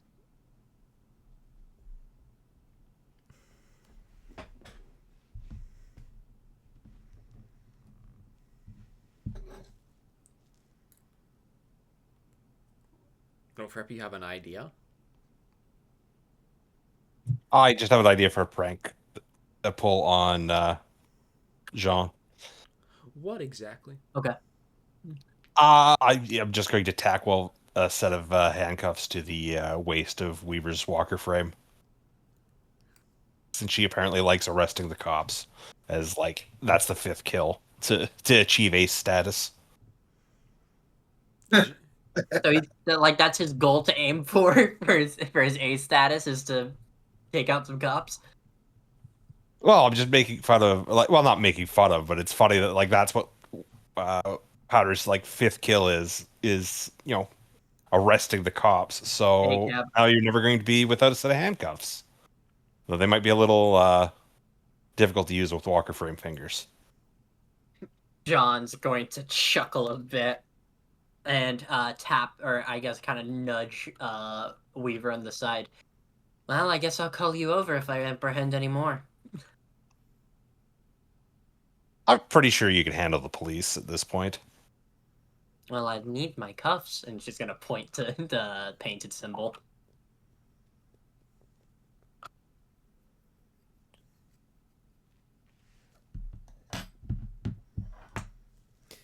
Banker asks, well, did the pigs put up any kind of fight?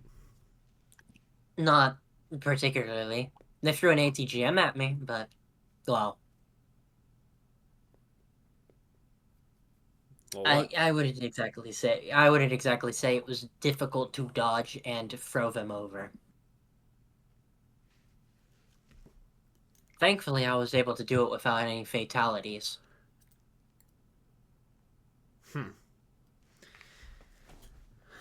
Well, who cares? It's just some cops. I'd rather not take civilians out. Personally, even if they're officers. What is the relationship between the officers and the belters? Mostly in the belt, you don't have to deal with them. You deal with corporate security instead, who do not technically answer to civilian powers. Which better. Okay, so for Jeanne, yeah, the cops are better than the cops are better. Thing is, on Luna, the cops answer to a civilian authority, which ultimately is owned by the Luna Group, in effect. Right. Yes, I love Pinkertons. Just what I needed.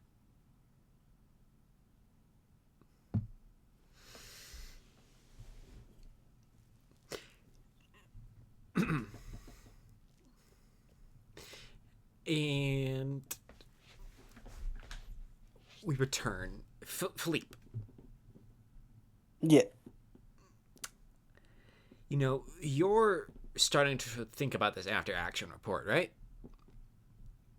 Mm-hmm. When you see Shock, along with the rest of your flight and a handful of other people in the squadron, start walking right up next to you. And Shock has a big smile and a piece of paper in her hand. Philippe throws himself from his mech to kill him. I'm just kidding.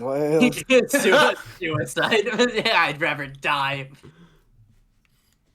Philippe raises an eyebrow as everyone approaches, hops down, and looks over and goes, "Well, to what do I owe this occasion? All of you, I figured you would all still be celebrating our victory yesterday."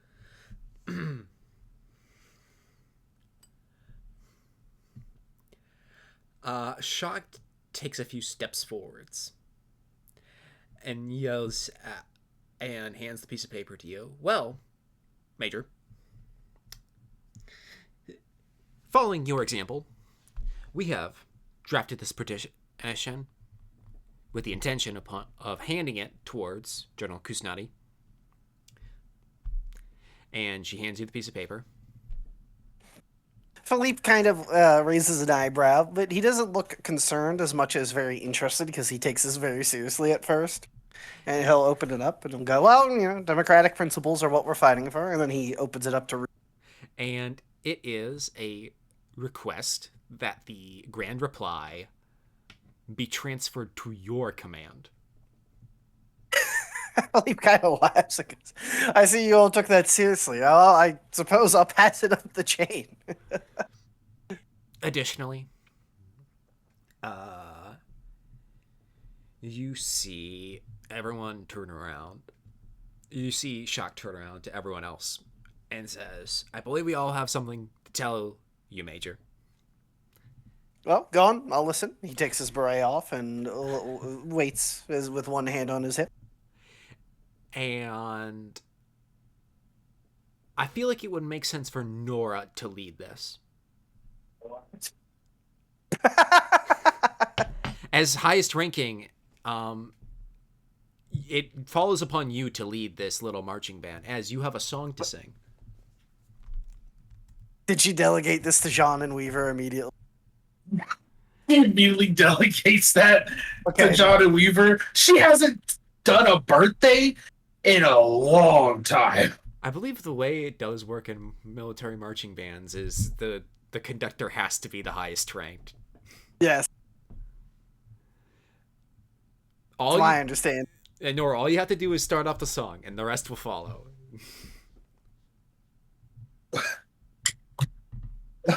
God. It's not that bad. For Nora, this is torture. The agony of being perceived. Yeah, that's a part of it. Nora will sing "Happy Birthday." And Philippe, you see your pilots, along with your flight crews of this squadron, who you've spent almost the better part of the last year getting your shit rocked with, taking defeat after defeat. When you finally have pulled off a stunning victory, in no unambiguous terms, they are all happily, with full big smiles on their faces, singing happy birthday to you as you are just about to turn 24. Philippe is sincerely touched. He blushes a little bit, embarrassed, and smiles. And internally, this is something that will stick in his memory. And, well, he truly loves these people under his command. And it's why he will do this and continue to do this and continue fighting for them until he cannot fight for them.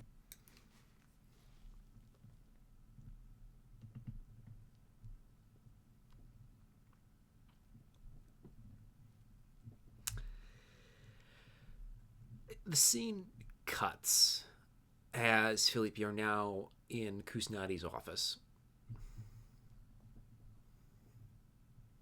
And I presume this was to hand the petition. And she looks down to it, and she thinks for a couple seconds, and she looks back up, and she asks you, Philippe, "Major, I wasn't aware you were angling for a task force command." Well, ma'am, my logic is I never thought I would be in such a position, but as you and I both know, we unfortunately have few senior officers at the moment, and there's an area of the front I'm quite worried about, and, well, it seems my pilots and crew want to go there to continue the fight. What specific sector? And he points to the map. Jopkol, ma'am.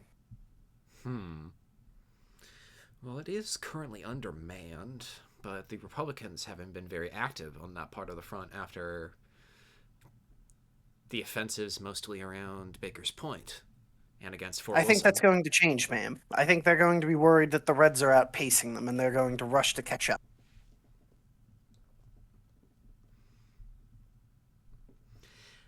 Philippe, she says to you, that's a pretty out there command, I will say, and our ability to support you would be pretty limited. Are you sure? Ma'am, that is precisely why I want to be there. In my estimate, you need someone there you can rely on, who you can leave alone. I have a significant chunk of the regulars with me. And while I mean no disrespect to the colonial troops who have joined our ranks, as they are good soldiers as well, my men and women are veterans.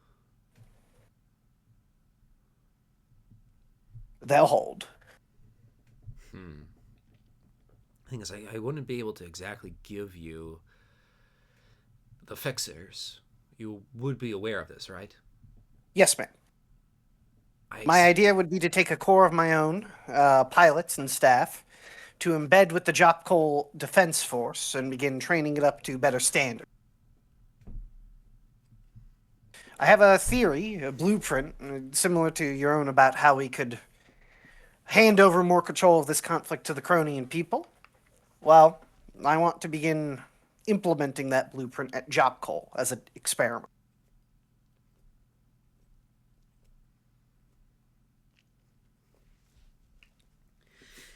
Well, I see no issue with it.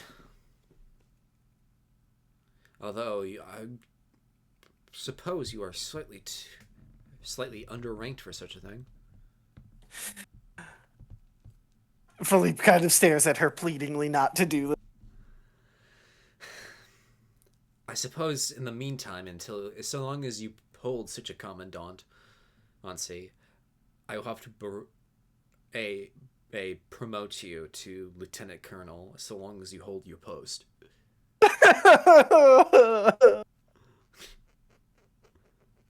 Philippe doesn't cry in RP, but he wants to. Thank you, ma'am. I love how I can threaten you with promotions. This is a new feeling for me.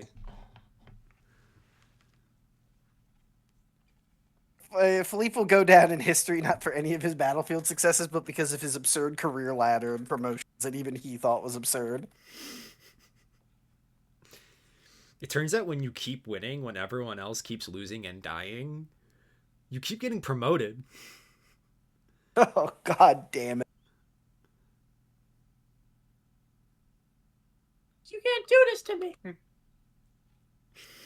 I'll have my revenge when I invite the IVA for a joint training mission as a show of goodwill. What was that Colonel?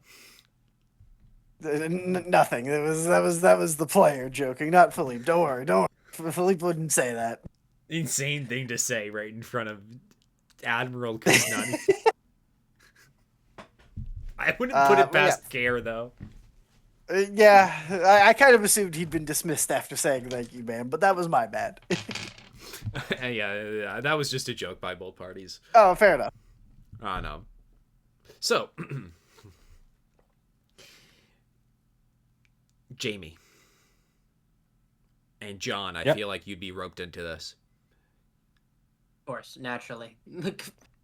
You've gone back to the governor's palace after you've requested training time on your walker frames. And by training time, you went back into the Dome City and you're currently at the governor's palace so you can steal a desk for Philippe. Right. Or anything cool looking that the governor just would have kept around. I think Jeanne is going to whisper to herself, just a Lord, please forgive me for what I'm about to do, but I need to get Philippe a gift.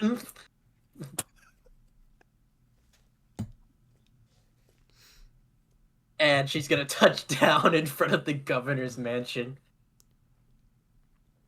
Jamie, Jeanne, You're with shock, and you look at the mansion. I don't think I've ever seen a place this big before. Well, There no, was that one we palace. have been here before, right? There was Baker's Point. For the party? Yeah. Ah, okay, then yeah. I don't think I've ever seen a living space so big that it isn't a military fortification.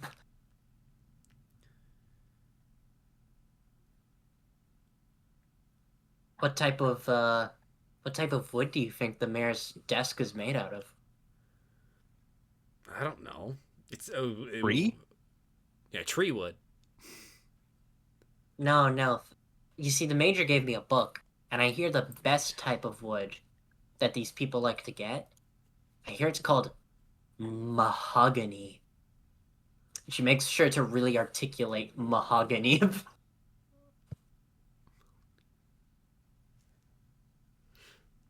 I mean, what does it look like? I think it's a bit of a. I need to look up what mahogany wood looks like, but I know it's a bit of a reddish. We only have oaks and cedars on Mars, so shock shrugs her shoulders. What about you, It's Jane? a bit of a. Well, we don't have any trees in the point. The only time I've really gotten to see trees is when pictures from my family and pictures Philippe showed me. Actually, my little sister seems to have gotten into botany. That's fucked up. Powder. Not the botany. A shock adds. The fact that you've never seen a real tree. It's just like my sister's. I'm really glad my sister found a passion on Earth. I hope she becomes a great botanist. That's fucked up. John nods, and she says, "Well, about the desk, it should be a warm brown color, like really warm brown, Unless they painted it. unless they painted it. But it's usually marbled to some degree. Isn't I think they marble usually put a stone, finish though? over it. No, I think they just put a finish to kind of give that texture to it. Needless to say, it's very expensive and would probably make for a very good desk. We'll see. Oh, what we let's can- go see what we can find. I would like you two to roll me keen investigate. This is what my investigate's for. My 2 and investigate is to see if we can find a mahogany desk. I actually succeeded on that despite my 0 investigate. Thank goodness for Keen. I rolled a 4. Singular success. 2 successes. You two do not find a mahogany desk. What you find is. Let me think. The entirety of Sunya Chao's watch collection. John is just looking at this like it's like a sneaker collection, right? But just watches. You know those fucking huge ass like closets that rich people have that's just filled with sneakers? It's that, but it's just watches. John's looking up. It's almost too dazzling to look at. He's probably got like gold encrusted watches and shit. And John just says, "We could probably give one to each person in the Greg maze." I mean, just out of curiosity, how ludicrously large and expensive this collection seems? Because this feels like this is a significant percentage of the GDP of the colonial administration of Saturn is stuck in this room. Allow me to put it Ticking like this, Weaver. You could buy a house in a colony with what you have right in front of you. Okay, because I'm just envisioning like if they take any photos of the liberation of this palace, they're gonna have to airbrush Weaver's arm out like that the guy raising the flag on the Reichstag because he's got 3 or 4 watches on. Yeah, no, that's gonna be it's like him on the roof, just like leaning off the flagpole, which is like his entire arm covered in watches. I'm just gonna look around for like a briefcase or something to just It's already know. the thing is like this is like a drawer kind of system, so you just pop out the whole drawer. Ah, Why don't you guys just go steal Sunya Chao's books? No, we stole his watches. Sorry, sorry, but I'm just imagining fucking like Kazuya Mishima's fucking sneaker collection. It's like thousands of watches.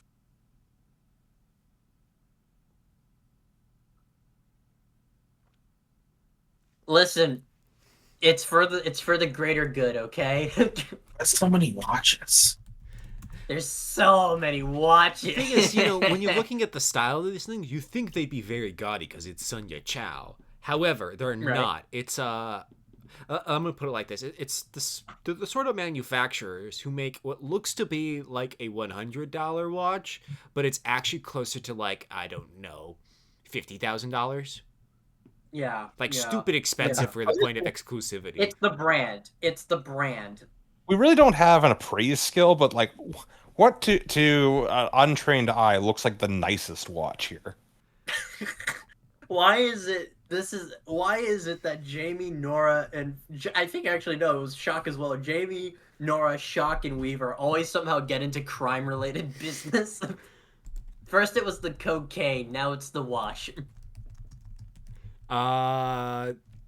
Poetic irony. I don't know.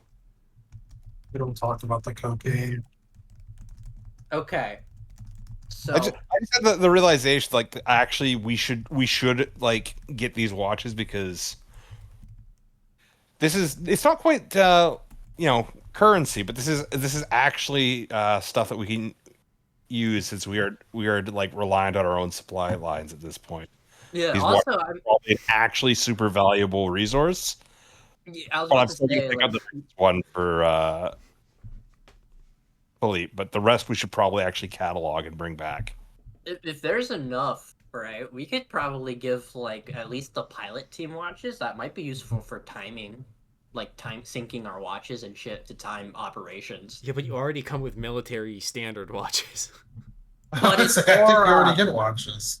But it's Yeah, Nora. We did- That we don't need watches, but it's like we should probably actually. We have these digital watches that fucking that have all of our needs.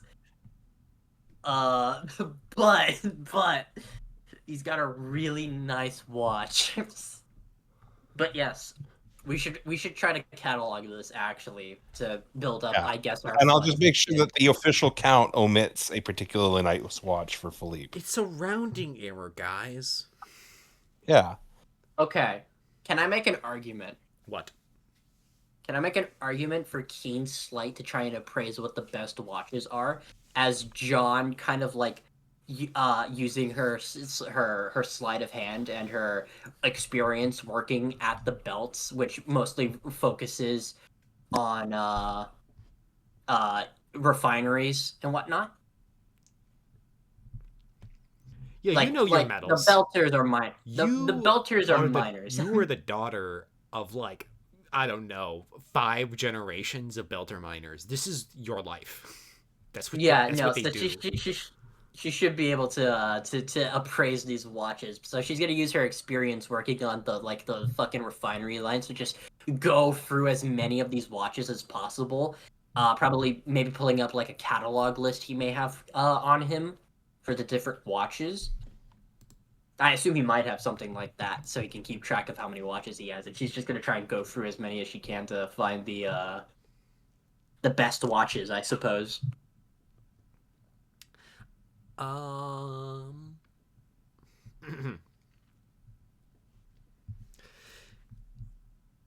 To praise, this would be academics, but because of your history, I'm going to give you a +2. It'd be tact. Unfortunately, I have clueless. but we'll see what happens. So tact and academics, Yes. not the best chances, but we'll see.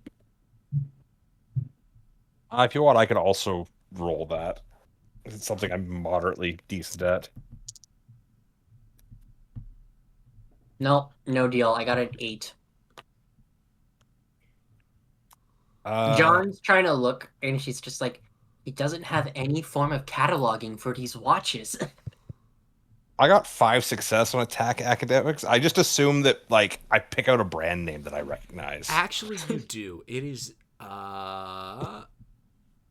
So I'm not going to invent a brand name off the dome, but I will explain to you what it is. It is the same brand that many royal families on Earth still use. Okay. It I also just assumed it's like a particularly nice case. It is. It's one of those silver like diver style watches. The finish seems very well polished. Not a blemish on it.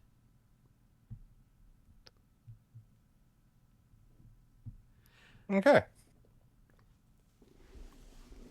And you see shock after, Jeanne is looking around to try to yoink one of her own. Just pretty much brazenly just grabs 2 of them and stuffs them in her pocket.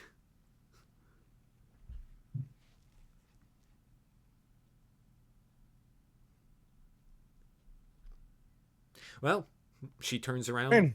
I guess we got what we came for.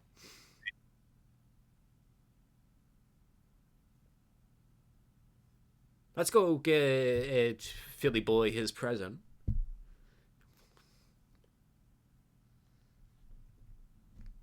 Sounds like a plan. I'll just like walk out with my rucksack filled with like $3 billion worth of watches. I am going to turn these in, probably. Just, you know. Why did this have to be this campaign? Why couldn't I still be Meyer? He'd been so happy here. He'd be so happy to be stealing all these watches. Meyer loved serving under Philippe. Yeah, but he would have definitely He taken stole that a bunch rucksack. of.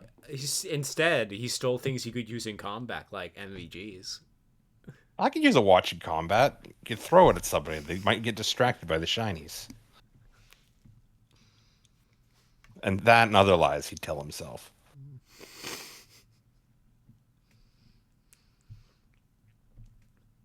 Anyways. Well, that was a profitable To be expedition. clear to you, Go Mine, Philippe has a separate team of reliable soldiers going monuments men on the governor's palace to make sure that the looting doesn't take anything of historical significance to Saturn.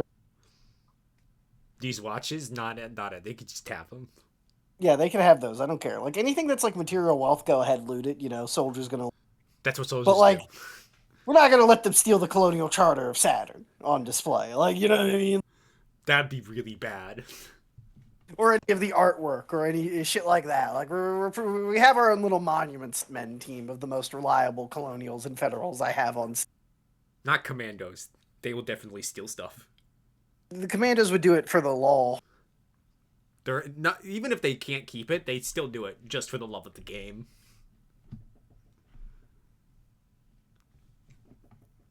Anyways, Jamie, Jean, Shock, you all go to Philippe's office. With our watches, our singular watch that you don't need to worry about where we got these from. And you see him looking down at a piece of paper. And Philippe, how are you feeling right now? Well, Philippe's never felt freer in his life. He lets out a exasperated sigh and then slowly tears up the paper. Bad news, Philippe? Well, Secretary General Anderson of the Federation has declared that we are rebels and traitors to the Federation and its cause. Oh. And he has called for our heads. And Philippe balls up the remnants of the paper and then basically basketball shoots it into the trash receptacle. Okay, baller. But does he have to make a roll for that? Finished. Jeanne is gonna look down a bit and, in a bit of, how to say, a bit discouraged, but she'll say, we can't have expected it to be that simple. I had hoped it would be. I had hoped the Secretary General was a man of his principle, but on the bright side, it appears we've identified the corporate candidate. I suppose so. Come for us, Either way. Shock says. I'd like to see him fucking try. Exactly. It changes nothing for us. This is. Philippe takes a breath. The Federation did not come from the top down, it came from the bottom up. We are going to uphold the principles of the Federation in spirit, the true principles and ideals of it here. We're going to watch out for each other, and we're going to watch out for the Cronian people. The job stays the same. And if any corporate bootlicker wishes to come here and try to break that up, we'll show them who's actually been fighting the war, won't we? Not like those third, fourth, fifth, or sixth fleet pansies can and take on us. Precisely. So, Weaver just looks distressed when the number of fleets read out. Oh Yeah, no one of those 5 other fleets could kick our ass on their own. Yeah, but there's like 5 of them. either way, I've been given my own command by, well, I suppose we should start calling her President Kunyadi soon, shouldn't we? And Kimball. Shock And, says, we will- don't you need a constitution first before she can have a title? Yes, she'll have to work on that herself. We have our own job to do, though. We're being stationed to Jock Cole. If anyone wishes to get off my staff and not come along, by all means, the rest of the fixers will be remaining as a QRF here under Kunyadi, but I will be taking volunteers and some veteran staff from our force and the Colonials to train up a local defense force and ensure that the Jock Cole front is not going to falter. You'll all be happy to know that your birthday petition, he kind of smiles at everyone again, was accepted. So we will also have an Andes class heavy cruiser at said command.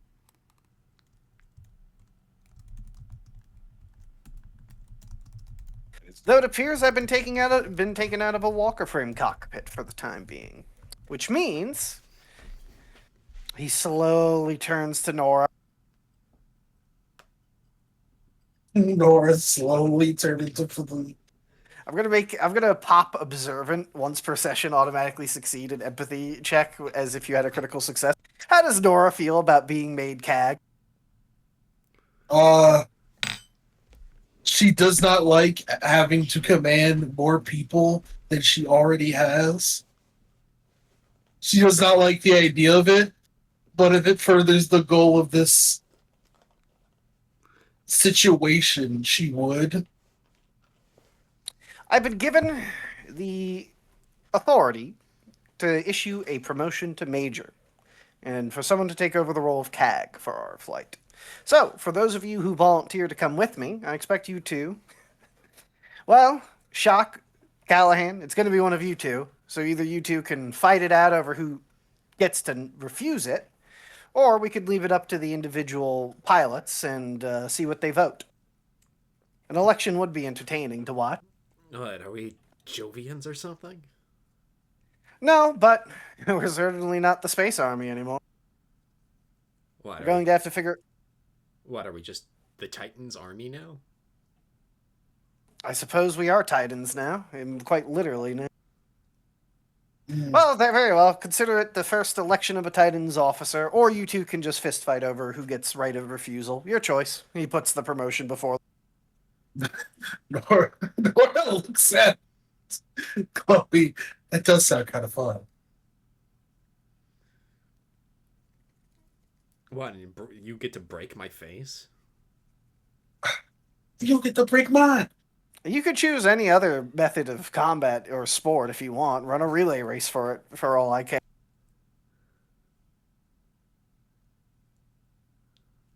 For Shock, it's like rock, paper, scissors or something. Are you suggesting rock, paper, scissors, Nora? No. Jeanne is going to speak up.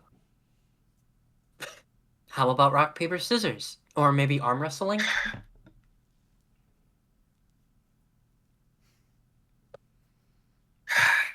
Nora looks to Chloe. What do you think? She puts her fist in her palm and presents it to you.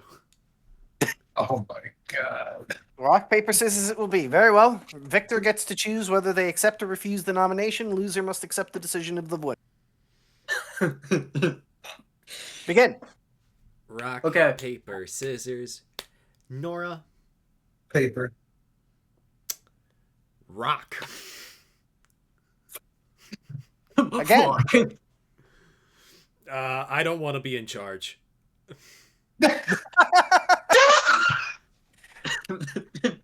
Yeah, she just Alright. needed the excuse. She needed Well, the that- excuse. That settles it. Congratulations, Major Callaghan. You're now CAG. You'll be in Let's charge see. of all the Walker Frame forces at our command.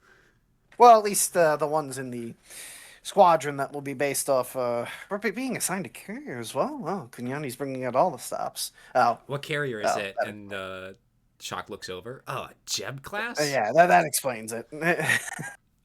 Oh, What's Jeb, that? huh? What's that rust bucket gonna fucking do for us? Well, it will be a home, away from home at least. Either way, you'll be in charge of all the Walker Frames aboard the Jeb class.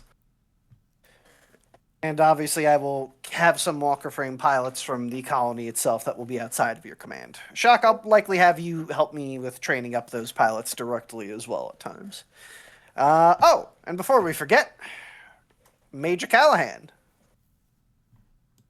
Yes. pick a new captain. Wait.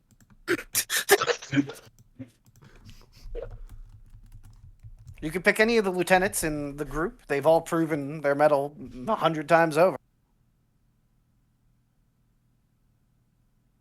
You'll have to give me a minute, sir. Of course, I think the top candidates would probably be Banker, Love, Weaver, and Chevalier. Would you concur? I concur. Shock? Yeah. Well, take your time, Callaghan, and choose who you wish.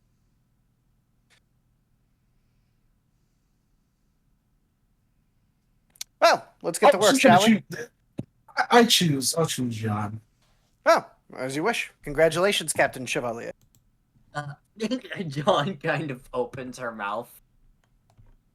You'll be in command of your own team then, and acting as the XO of the flight group. And Weaver, lest you think you've been forgotten, you'll likely get a bump promotion to first lieutenant. Jeanne's gonna raise her hand. Oh wait, actually no, sorry. She's the CAG. I'm the XO. My bad. I was about to make Weaver. Yes, my- you'll get the hang of it. He saw Jeanne about to raise her hand before hitting the oh wait face. I'll do my best, sir. Dismissed, everyone. And the camera sort of lingers behind your head, Philippe, as everyone else files out of your office. And I imagine you strike some pose before our episode's conclusion.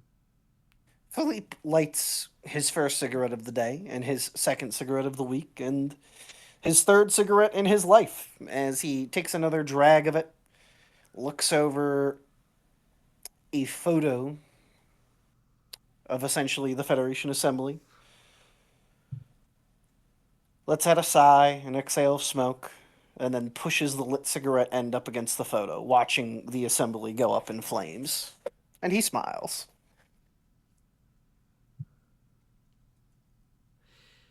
And as you throw the burning photo into your trash bin, the camera slowly goes to black as the flames die down. And that will conclude our episode of Tension and Soul.